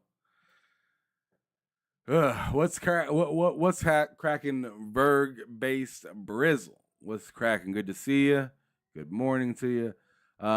Ray Cheese says there is a reason why Orange Boy throwed her away. Of course. Of course, everybody has their reason, and whether it's something that you agree upon or not, that's not to be discussed right now. I'm just saying, like, everybody has their reason of doing something. No one's doing something because, you know, they're just mean, right? They're trying to get $1. They're trying to get something over on somebody, right? Or on people. So who knows what it is? I'm not here to do any sort of picking of sides of anything political right now. I'm just sitting here looking at some comments. And I mean, obviously, some people are really happy. This person says, "Thank you, cousin. That's great. Thank you for all your hard work."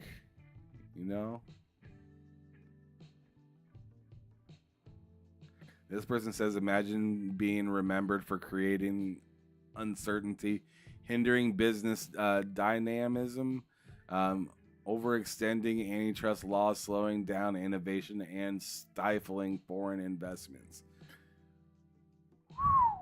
Yikes. Mystic Fragment says, "Question. Now that she's gone, will it be easier for Microsoft to make more purchases?"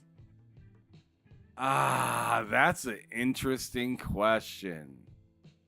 So if you're just pulling up right now, 2.5 years of serving as chair of the Federal Trade Commission, my time leading the agency is coming to an end. there you go. If you just got here, there's your news right there. She gone. Yeah, exactly. Dorian Gray nailed it. Other regulators still exist. She was a big piece of how how America responded. But there's still going to be regulations that, just because Trump's in office and, she's out and a lot of people didn't like her decisions, especially conservatives really didn't like her decision. Even though she was playing fairly conservative.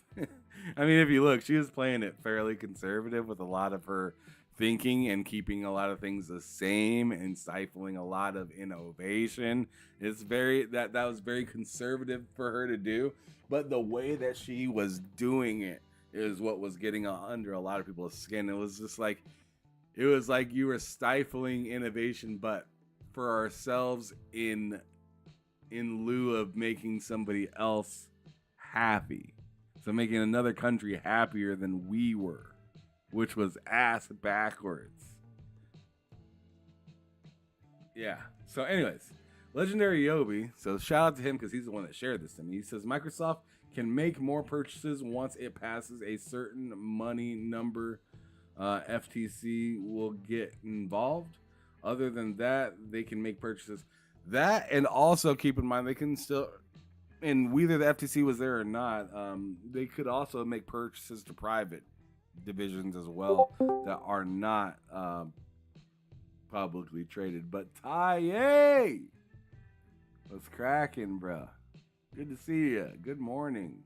Or good afternoon to wherever you happen to be. I believe it's afternoon for you, isn't it? Yeah, it's afternoon over here. Yeah. I saw you talking about Lena Khan. I was thinking, yes, this lady.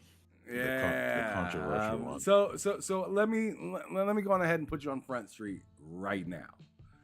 Fan or not? Not a fan. Not a fan. Okay. Go ahead. I want to hear what you got to say because you obviously came in here on a mission. Yeah, listen, I think her ideas were okay. They were sound in general. However, she's quite young, and I think that young and that lack of inexperience didn't allow her to play the game really well. She got in there, she ruffled some feathers, broke some norms at the FTC. And here's my real problem with how she went about with the ABK deal. I think if you're a regulatory body that's meant to protect consumers, you have to be willing to be wrong. You have to say to yourself, maybe we got this wrong. Let the judge flesh this out. Let them bring their arguments. We'll bring our arguments. She just wouldn't quit, bro. She would not quit. And that's a problem. So I understand, for example, I remember Birdman and Tiger, they had this issue, right? And Tiger said, I took a settlement because they're going to prolong me for like 5 to 10 years. I don't have that time.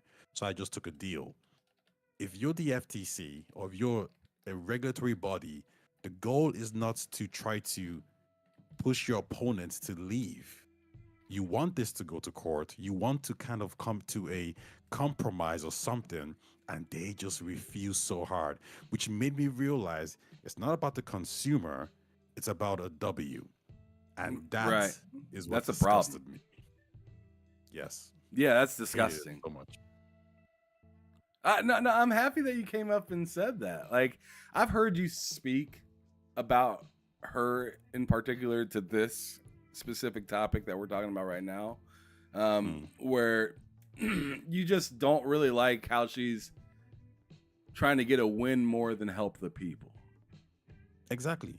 You know, because at some point the judge is like, but wait, if this goes on Game Pass, doesn't more people get access? If this goes on cloud, don't more people get access? Like, at some point, it's like the judge is looking at her like, is this about the consumer or is this about the corporation? Right. So when you get asked that question multiple times, at some point you got to take a step back and say, yeah, listen, maybe there's an agenda here that I need to kind of refocus.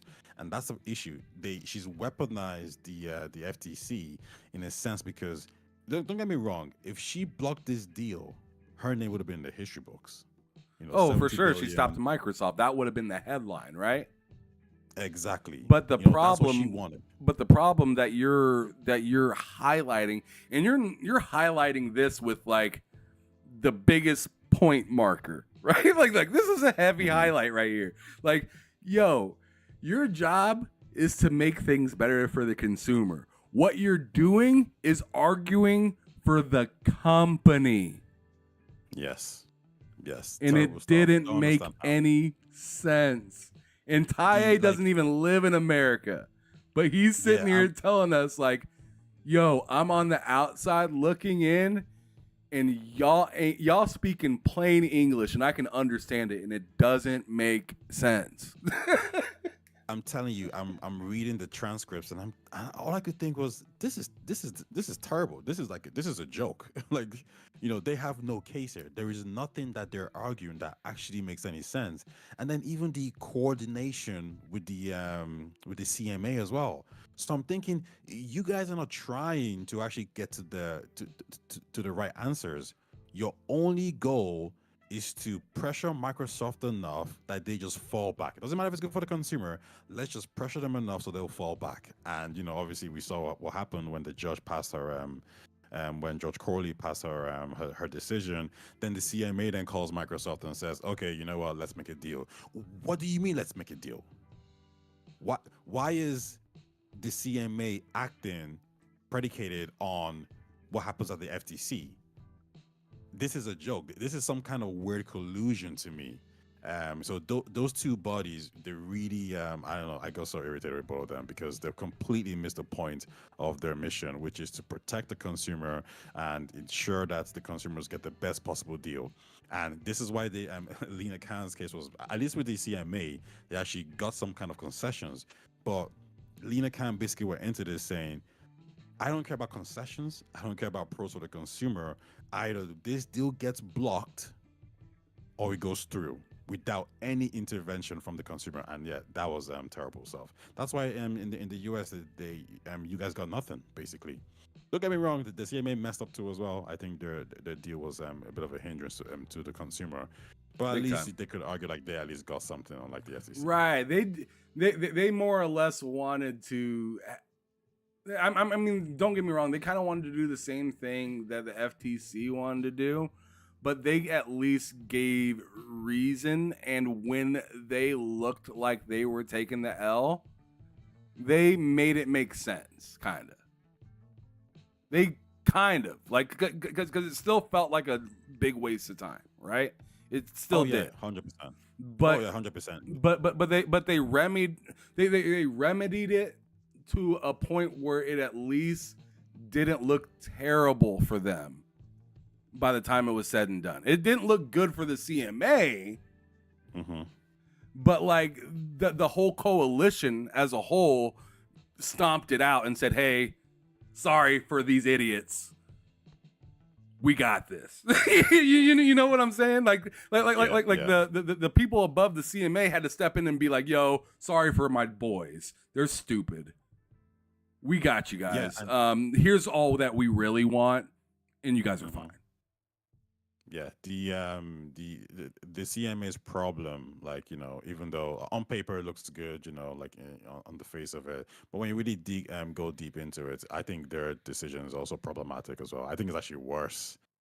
Because I think one of the talking points is the reason why we didn't get Diablo is because Microsoft was trying to sort this Ubisoft deal out. So again, I could have been playing Diablo 4 on cloud, but I can't because of this whole nonsense that the CMA did. A joke, because I think on GeForce Now it's actually available. So you purchase the entity, but you can't even put their products on your service because you're sorting out details. But then the rivals, aka GeForce Now, they're allowed to do these things. It just doesn't make sense, especially seeing as xCloud is one of the leading cloud providers. So you could just argue right there that like a large portion of users can't avail of this product because of the regulators again. Like they've just missed the point and the mark so much. This obsession with dealing with corporations, aka the tech giants, has really led them astray. So yeah, I look at these regulatory bodies very, very different. I am very happy and proud of the European Union for actually saying outright that like, no, this is good for the consumer. Apart from these parts here, Microsoft, can you address these specific talking points that we have an issue with? And the Microsoft said, yeah, we will. And that was it. That was done. Because they're saying 80% of this deal is good. The other 20% is a bit suspect. If you could address that, then we're all good. And that's the issue. Simple. Every single deal out there has pros and cons. Address the cons, and then everyone wins. They made quick work out of it too, right? Didn't sit around and just waste a bunch of money to make the same assessment that the rest of us were making as consumers. Oh, listen, I'll say this, yeah. Nobody really mentioned this, but when the European Union gave Microsoft their concessions, it really hurt them because Xbox's plan was always to control the cloud space. I don't mean this in a nefarious way, but to control the cloud space via its games, the COD games, Overwatch games, Blizzard games. Every single ABK game and their game was just supposed to be for them. But what the European Union did is they said every single game that is purchased, you have to give a free license to anyone to provide it. And you have to give the consumer a free license to provide it. So technically, if some random company wants to create a new cloud service provider, they can have access to Call of Duty, which is absolutely huge. That was not a deal Microsoft wanted to sign. That is the worst. If you think cloud is the future, that is the worst possible deal that you could ever sign. And that hurt them a lot. But because we're not so tuned into cloud, we didn't really care. We thought, oh, okay, it's whatever. But I guarantee you, Phil and Satya and these guys were not too happy with that deal whatsoever. Now, what the CMA did was kind of give them an out. Because what they did then is said, you know what, sell it to Ubisoft. Mm-hmm. And because you've sold it to Ubisoft, well, Ubisoft now has to, they need to make a profit. So they're going to sell it off. I mean, sorry, they're going to license it out to, consumers and people or whatever. And Microsoft actually gets a cut out of that. Right. And then because it's they get more money. Microsoft is also getting more money out of that. So the CMA deal is kind of made Phil and the other guys look at it and say, you know what, we're actually making some money out of this, so it's not too bad. But with the EU stuff that they did, we don't make money out of it. Right. So the CMA is actually giving them an out. So it's just so baffling. That was backwards, who's making right? These decisions? That didn't work out. It's like they went to battle and accepted the L and tried to tell everybody that they won. Exactly.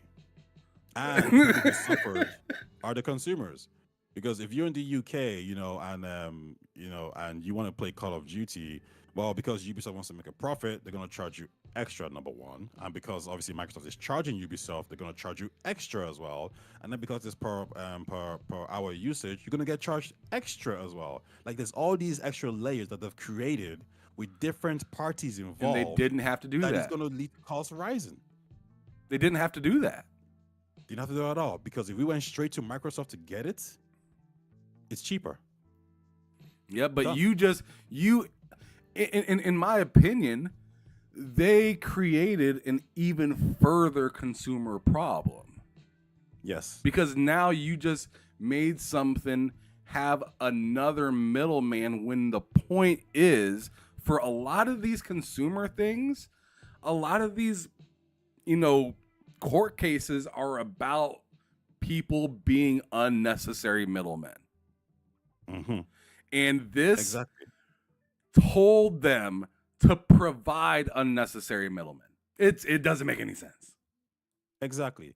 In a hypothetical situation, let's say Steam doesn't take a 30% cut, right? Let's say it's just free, whatever it is. There's a higher chance that game developers are willing to say, oh, okay, if Steam is not taking 30%, then, we can drop our game from 70 to 50 or 60, to kind of offset that cost.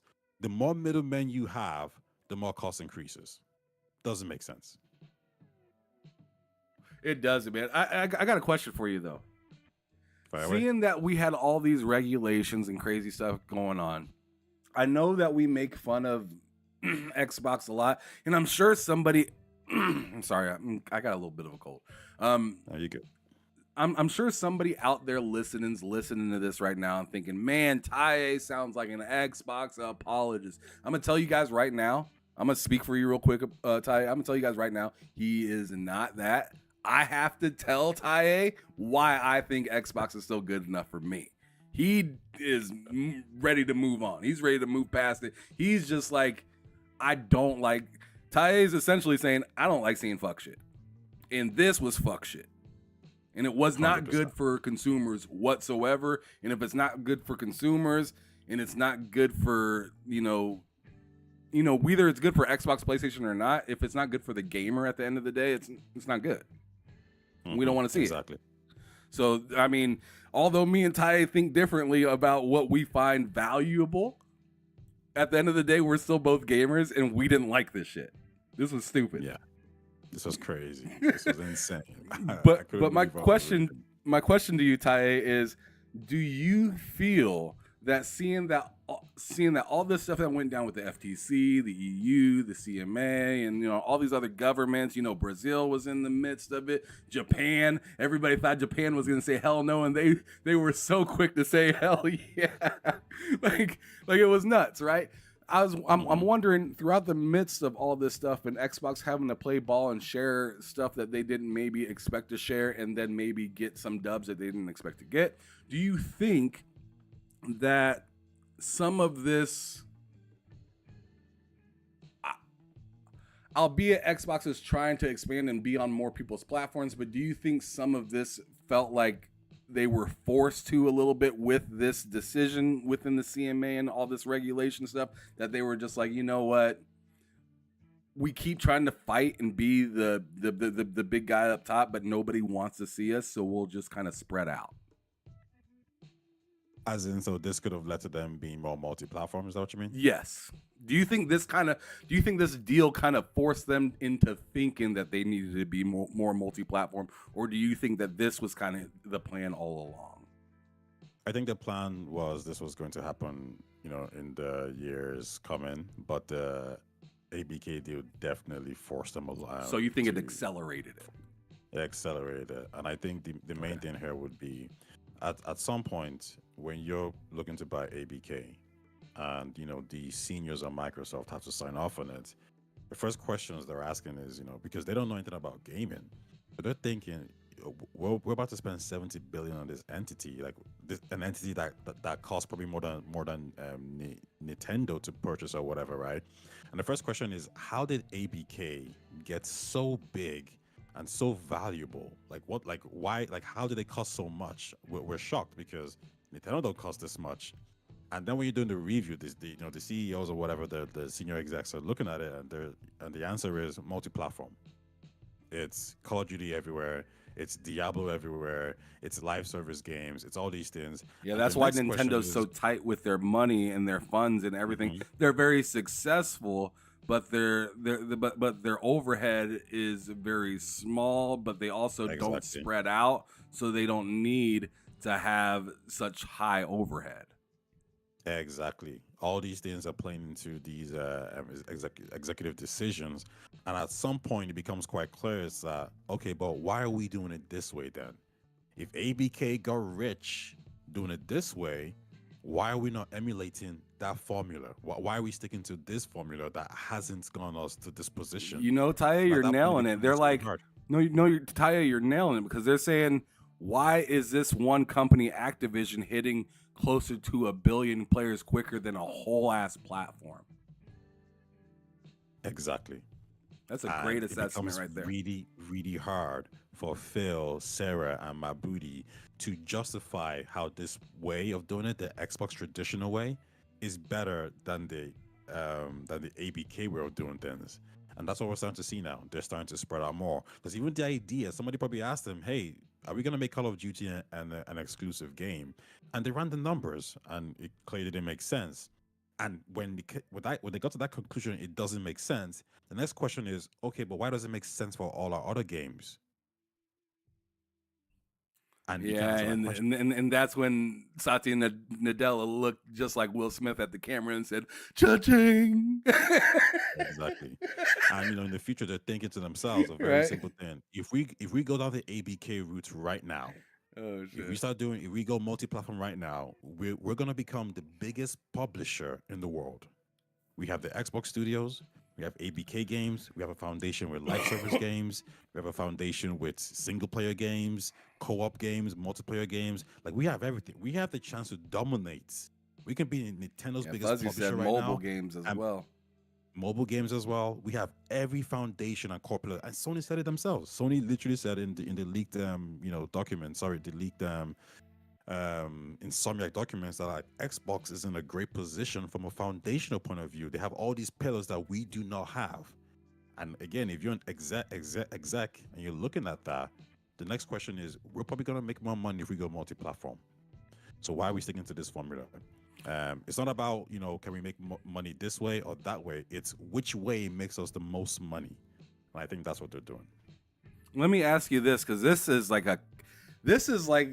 counter to what we usually kind of talk about, and I think this will be fun to have you speak about it because you're kind of in the vein of exclusivity is good, right?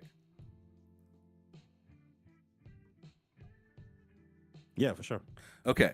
So now that we have that established, I want to ask you, why do you think Microsoft feels that they can maybe not surpass even close to Nintendo or PlayStation, but they still feel the need to make hardware? Like, I'm in line for that. You already know that, Ty. You know that Ham Solo wants him a new piece of Xbox hardware for the next generation.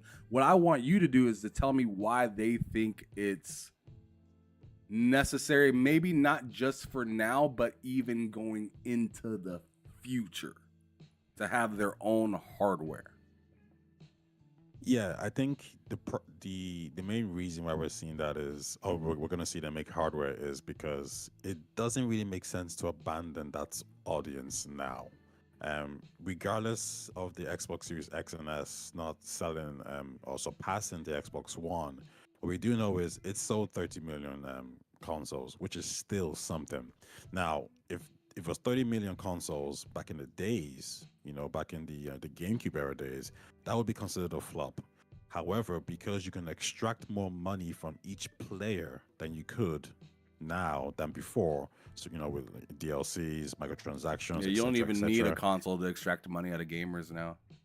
Exactly. Like, things have changed so much now. The amount of money you can obtain makes sense for them to keep making consoles, especially because if they were to get rid of the console, I think they hurt Game Pass a lot more. Or they lose a large portion of their user base who is on Game Pass. Like, can you imagine a situation where they don't make a console, right? And you being a Game Pass user, and me being a Game Pass user, Elder Scrolls comes out on the next gen, and I can't play it on Game Pass because they don't have a next gen console. So now it's just PlayStation 6. and Whatchamacallit said that in the chat. I'm sorry to interrupt you, but B Nice said that Okay. in the chat as well. He says, can't close one available avenue to Game Pass. So you're nailing exactly what some of the other people are Exactly. thinking. Yeah, I he's spot on continue, there as please. well.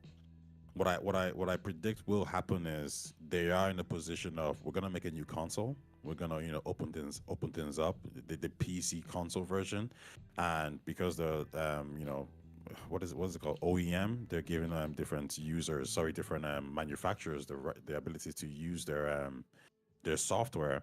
That I will think help they them make worldwide when it comes to giving them, because we all seen the Helldivers 2 issue, right? And I feel like this would possibly remedy some of those type of issues, like worldwide, when you're saying, hey, you're available to play on this platform, right? Well, if freaking, a random company, either it's like Boosteroid for cloud, or it be, Asus, that happens to be somewhere in India that usually doesn't get that kind of support, is now getting supported with this symbol in the corner.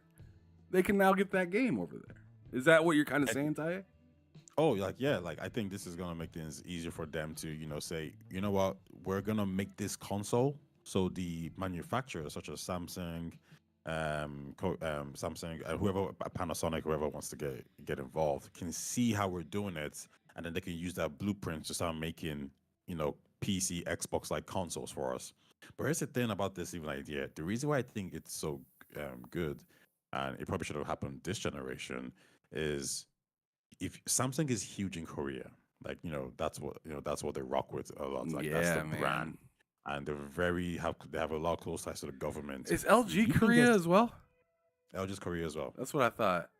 Yeah, can get dude, Korea's Samsung. popping with the tech. Listen, if you could get Samsung to make an Xbox console, remove the Xbox label, have Samsung there, that will sell. Just because of loyalty and connection to that brand name Samsung, they will go over there and they will buy that console way more than what Xbox could have ever done. And Samsung knows how to advertise to their own I people. bought my Samsung S24 and my S20 because I knew that it would run xCloud and stuff like that. And it actually comes, I believe, with the Xbox app already installed on the phone, I think. Exactly. There's just so much opportunity there. Here's another one that I think it would have been interesting as well. Japan. Go over to Sega and say, hey, listen, you don't really have to do much, but how about you guys, you want to kind of get back slightly into the console industry. How about you guys make a Sega branded Xbox console? Maybe they'll be interested in that. And if that happens, then Sega has a better chance of selling way more Xboxes in Japan than Xbox ever did. Obviously, we branded, Sega console or whatever it is. The Japanese people might see it back as a, hey, resurgence of an old Japanese maker who we love, we value, we put a lot of value in. And Sega, who knows, they might decide to, make some certain exclusives, just to sell it. It's an opportunity that they can explore. And even with China as well. I don't know how this one will work, but like go over to Tencent. Say, hey, listen, Tencent, Chinese government, you guys are hand in hand. Would you guys not want to get into the console space as opposed to, just all this kind of publishing situation? So Tencent then makes their own version of an Xbox console or a console.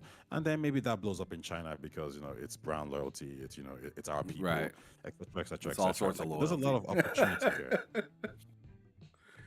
Yeah, Fast and Furious family stuff. Oh man, yeah, no doubt. I love it, Ty. I love it. Let me read some of what the chat said, because they said some interesting stuff that I think that you'd even want to possibly comment on. But whatchamacallit, let's see.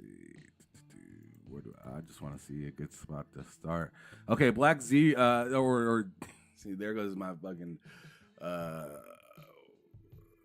whatever. I mean, I can't even think of the name that I'm thinking of. Damn. But anyway, Z Black Rider says Xbox is a regional brand and wants the global market. And I think what Ty is kind of saying is, with that kind of shared, support within other companies, that global market can be obtained quicker than it would be, as you even put it, continuing on as a regional brand trying to expand it. It'd go a lot quicker if they expanded to other. Essentially, what Xbox is realizing before any of the other platforms want to hop on the bus, which Microsoft does this all the time, is they're realizing, hey, this is 2025, and y'all are tired of coming to us. We're coming to y'all. Because I mean, because the movie industry, TV shows, they're all doing all that stuff already. Everything in they mama's trying to come into your house. Pause, right? But like, I mean, when it comes to, I mean, you hop on a Peloton. What's on there? A class. It's in your house. The class is in your house now. P90X back in the day, that was all up in your house. Remember? I mean, sure, they've had workout things forever, right? But now working is a at-home thing more than it's ever been. So now a lot of this at-home stuff makes sense to people compared to when it did back in the day, where you'd get like a workout video from some fucking Tybo or something, right? And it's like, I'm never home. When am I ever going to do that? Well, some people work from home all the time now compared to back in the 90s and 80s and early 2000s and shit. Like, everybody got internet and shit like that now. So sometimes people on their hour breaks, they'll be working out. Some people will be playing video games. Some people are ordering DoorDash from their phone. You know, everything is just so unnecessary to leave really anymore. You know what I'm saying? So I feel like it's really interesting to see how all of these different companies, no matter what the business is trying to come to you more than you come to them. Look at Amazon. They're bigger than ever now, right? They bring you the package. You don't go to the store.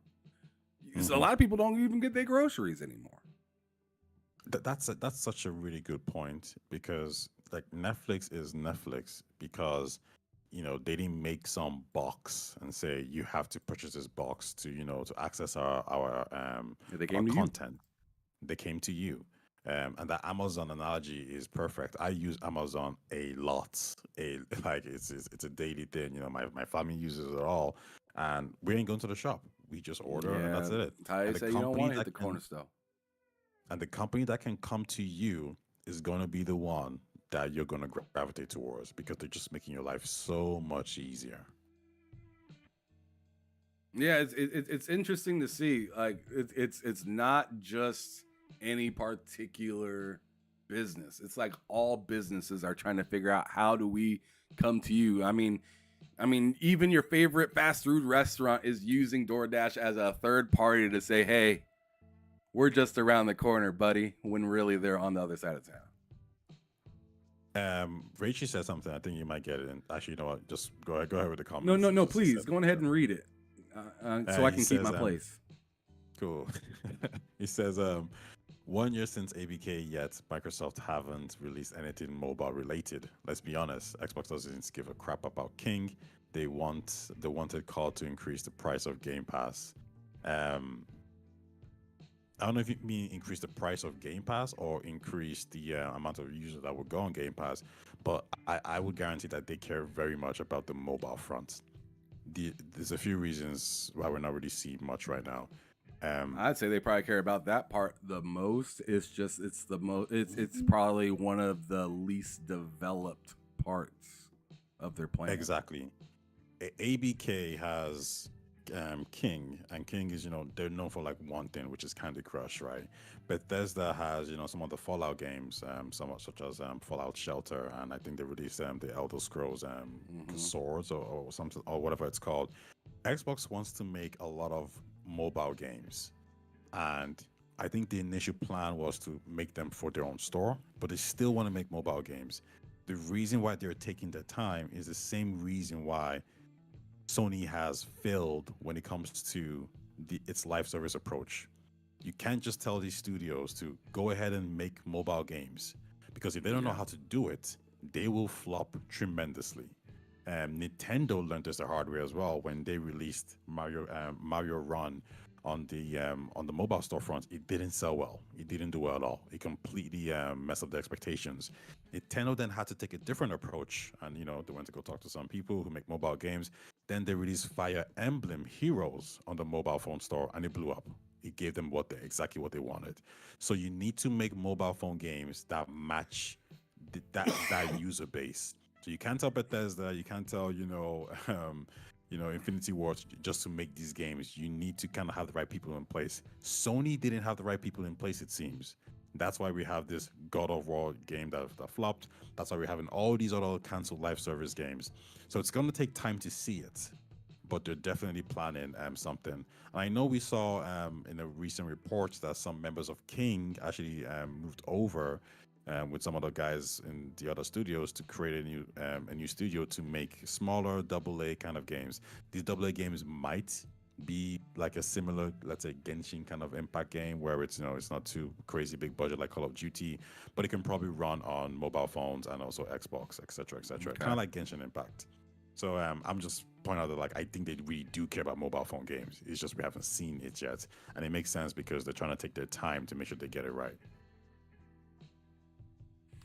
No. That like I said, I agree with you on that because I feel mobile is probably the thing that'll make the most money, even over PC, than anything.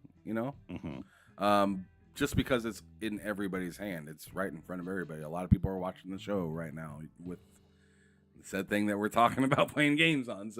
So I mean, I definitely see them growing that. It's just I feel like exactly kind of what you said, Ty. They don't want to. I mean, they're early in the process right now, and forcing people that are uncomfortable working on that type of game to then just work on that type of game. And then also keep in mind, because a lot of people, what blows my mind, Ty, a little bit, is a lot of people are out here rushing to critique the merger of Activision Blizzard King and Xbox. And like, where are the fruits from that labor? Where are the fruits from that labor? Where are the fruits from that labor? And then whenever we talk about whoever's favorite studio, they're like, whoa. It takes like 5 or 6 years to make a game, bro. What are you talking about? And it's like, well, what were you just talking about just a moment ago? Mm-hmm. Because I mean, in one vein, you say, hey, where the hell is the fruits of the purchase? And you're in a hurry to see the fruits of something that, keep in mind, when they're merging, they cannot talk to each other. They can't.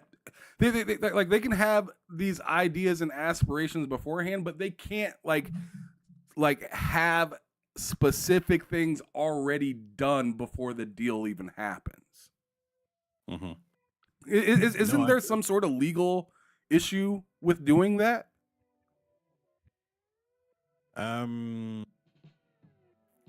Don't know actually. I could have sworn there is some sort of like illegal kind of thing trying to make deals before something actually happened, and like pretty much like having things in motion, having people working for you, creating something before you're even actually owned by them. Right? Yeah, no, yeah, you're 100% right. There is a legal issue there. I guess the interesting part is because both entities are supposed to, operate as separate entities. So I wonder if, for example, if ABK is like, okay, well, seeing as we have to operate as separate entities, we have who wants timed exclusive for, this new game we're making, can Sony still pitch for that? Can Xbox still pitch for that? In the sense that like they're just acting as normal corporations, or does Xbox have to exclude itself and does Sony have to exclude itself because there's negotiations going on? That's the part I don't know the details of. See, to the point, I bet they could still conduct business regularly. I think that they can't just be like, hey, you're working on the new Elder Scrolls game, even though we haven't bought you yet. Yeah, exactly. No, they can't. That's going to cause issues. But even when you mentioned how people are reviewing, like critiquing, like, hey, was the ABK deal worth it? The answer is gonna be no at the moment because it's nothing has lined up yet, right? We got Call of Duty on it, but that's about it. If we had gotten if this deal had closed before Diablo 4 came out and Diablo 4 went on Game Pass, you might look at it a little bit different. But unfortunately, when you kind of buy these companies, the only hope you have is that whatever games they're making is going to drop on your platform just before you purchase them. Now the problem is because Xbox is already kind of a little bit more multi-platform, so Diablo, Call of Duty, ABK is a very multi-platform company, so there isn't really many exclusives that you could actually expect from them. So I don't think this deal was ever going to be a case of right here, right now. there's a huge W for Microsoft. I don't think that's ever going to happen. However, you can really evaluate the success of this deal in probably the next 5 to 6 or 7 years. Like that's when you're really going to be able to tell if ABK has benefited Xbox, and I'm pretty sure it has. Listen, they have consistent revenue from Call of Duty, from Candy Crush. Like this is something every company wants. They want this kind of regular income coming in. So it's not bad. It's okay. I would just say it's Essentially, okay. what you're saying is the quick benefits were never for us to reap Exactly. to be able to be like, yeah, look at what we got out of this. Like that was never for us as Xbox gamers to like gloat about, and that wasn't for like PlayStation fans or whatnot, or Nintendo or anybody else to be like sad or soppy about, right? Because there's nothing that can really happen. Like I feel like a lot of people expected, this deal to go through and then them just to drop an exclusive game from Activision like immediately, right? Right after or something like that, which would have been cool. What like I don't think anybody would have like said that's stupid, and I mean unless you just hate Xbox or don't like anything that they do, but like I think that was a little out of like out of left field to expect something super massive to have happened within this short amount of time. The only thing that the only thing that I kind of agree with you on in this particular is you're right, in my opinion, about the whole Diablo thing. If they would have closed that deal a little bit sooner and had that day and date on the Game Pass, that would have been a big deal. But I'm not going to sit here and pretend that Call of Duty, which was a much bigger success, wasn't a big deal. And let's also remember, Diablo didn't have the best launch that it wanted either. It didn't have a broken launch, but it didn't have the best content launch that people were looking for. Yeah, I've never played Diablo myself, but here's the crazy thing about Diablo. I think Matt Booty said that when they did finally put it on Game Pass, this is like 1 year later now, that it broke. It became the largest launch. So that game in itself, not launching day and date, was able to garner those many players. So it would have been it would have had a lot of impact on Game Pass if it had launched sorry, it would have had a large increase on Game Pass if it actually launched day and dates, but unfortunately it didn't. But yeah, the whole ABK situation, I think people are just kind of reaching, trying to evaluate these deals. I mean, even like Destiny, for example, right? Like, sorry, Bungie. Like, how do you evaluate if Bungie was good for Sony? Or we can evaluate if it's good for Sony because we can see that, they've had all these massive layoffs. We've seen, that there's trouble in paradise at Bungie. So we can be more critical of that purchase. So I don't understand why we're more critical of Activision Blizzard when they have been giving Microsoft consistent growth revenue. They're actually adding to Microsoft's income, Yeah, everybody's using the points. if Microsoft didn't have Activision conversation, right? Everyone's using that. So obviously, as much as people are saying, oh, it hasn't been as great, Microsoft is like, this is fantastic.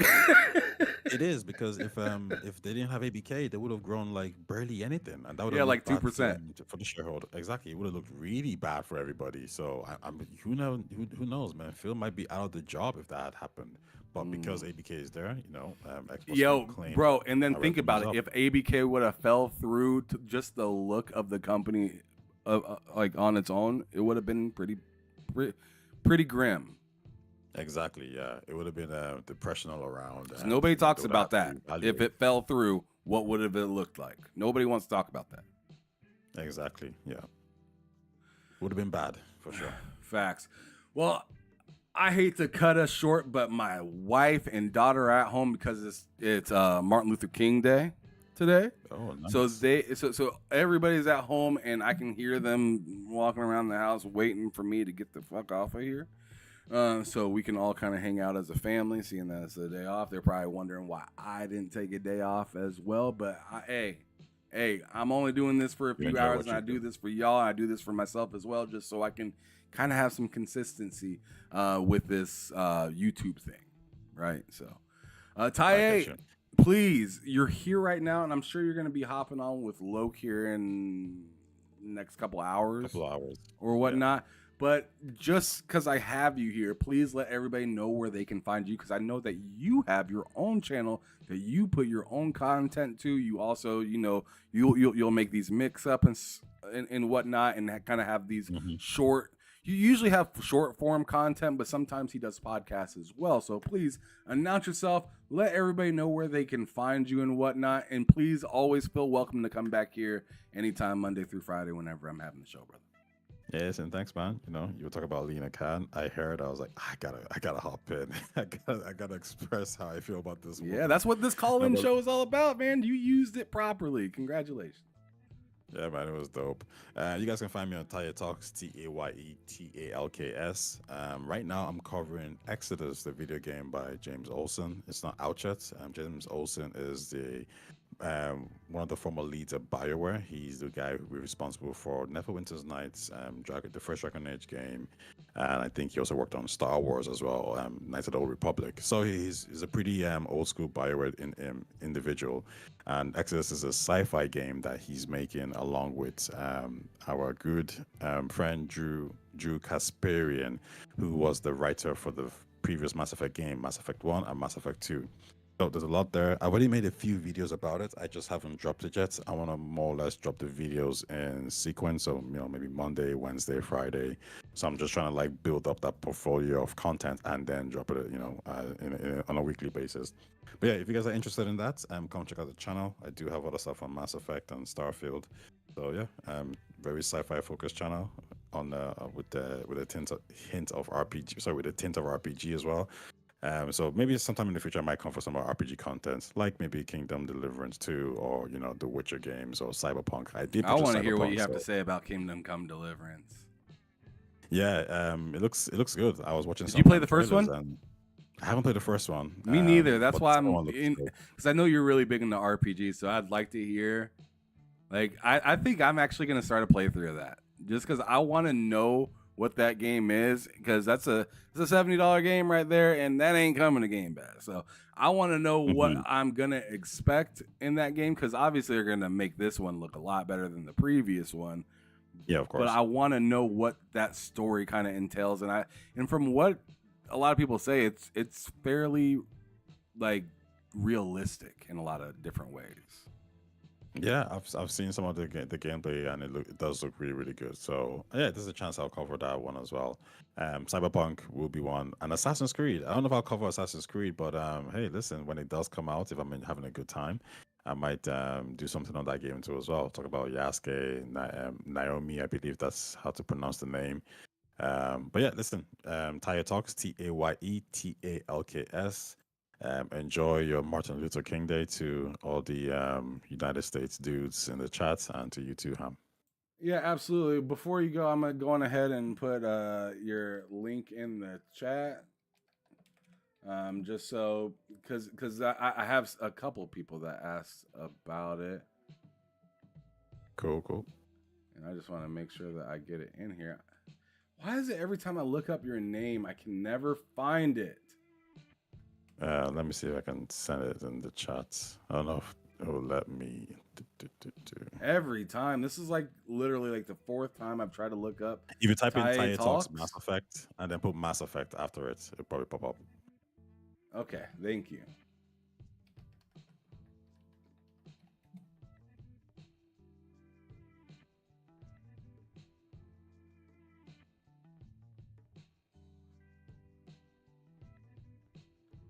Man, can you just send this? Oh no. I posted it in the chat.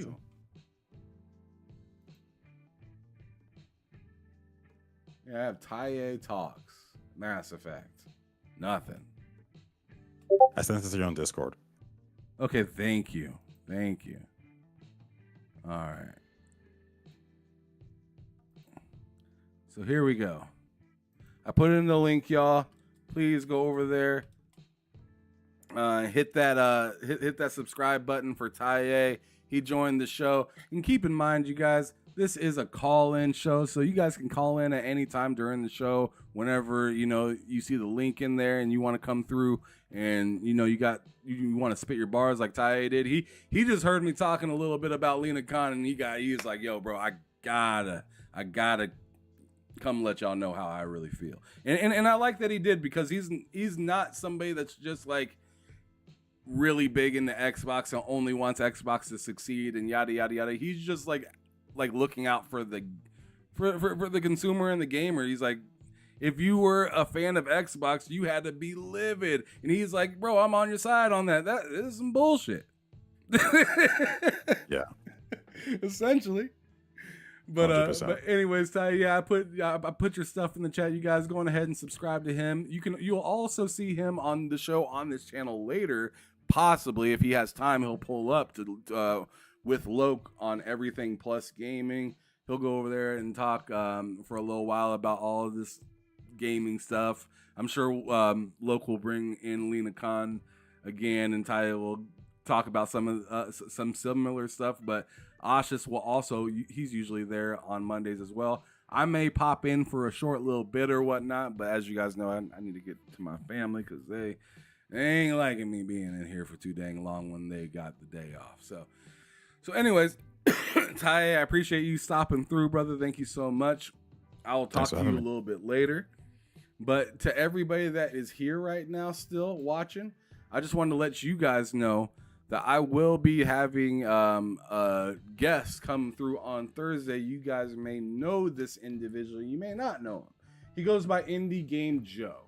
All right. He is the head of marketing and PR for Hypercharge Game. So you guys know that game, this game right here, right? It's going to be coming out for PlayStation here soon, but it came out for Xbox a little while back. The Hypercharge game, it's a lot of fun. It's an indie game. It's not made. Yeah. It's made by 6 indie devs, and it looks phenomenal. So I highly recommend you guys check it out if you want to be privy on this Thursday's episode when I do talk to this developer, because I am going to ask him questions about the game, but I'm also going to ask him questions about just the industry and how he feels, and the reception about his new game. And I know he's been through some trials and tribulations through not only like people on like Twitter and social media, because people are assholes, but he's also like went through some stuff with having his child and stuff like that, which I will bring up and talk to the day prior of the show, because I don't want to be beating him over the head with it the day of the show. But I do want you guys to kind of have a good understanding of what we're walking into on Thursday, so you kind of have an understanding of where he came from. So then when I ask him questions, maybe you guys will be able to follow me a little bit better, understand what's going on, and also not have useless questions for him. You'll be ready and whatnot for whatever questions that you may have for him.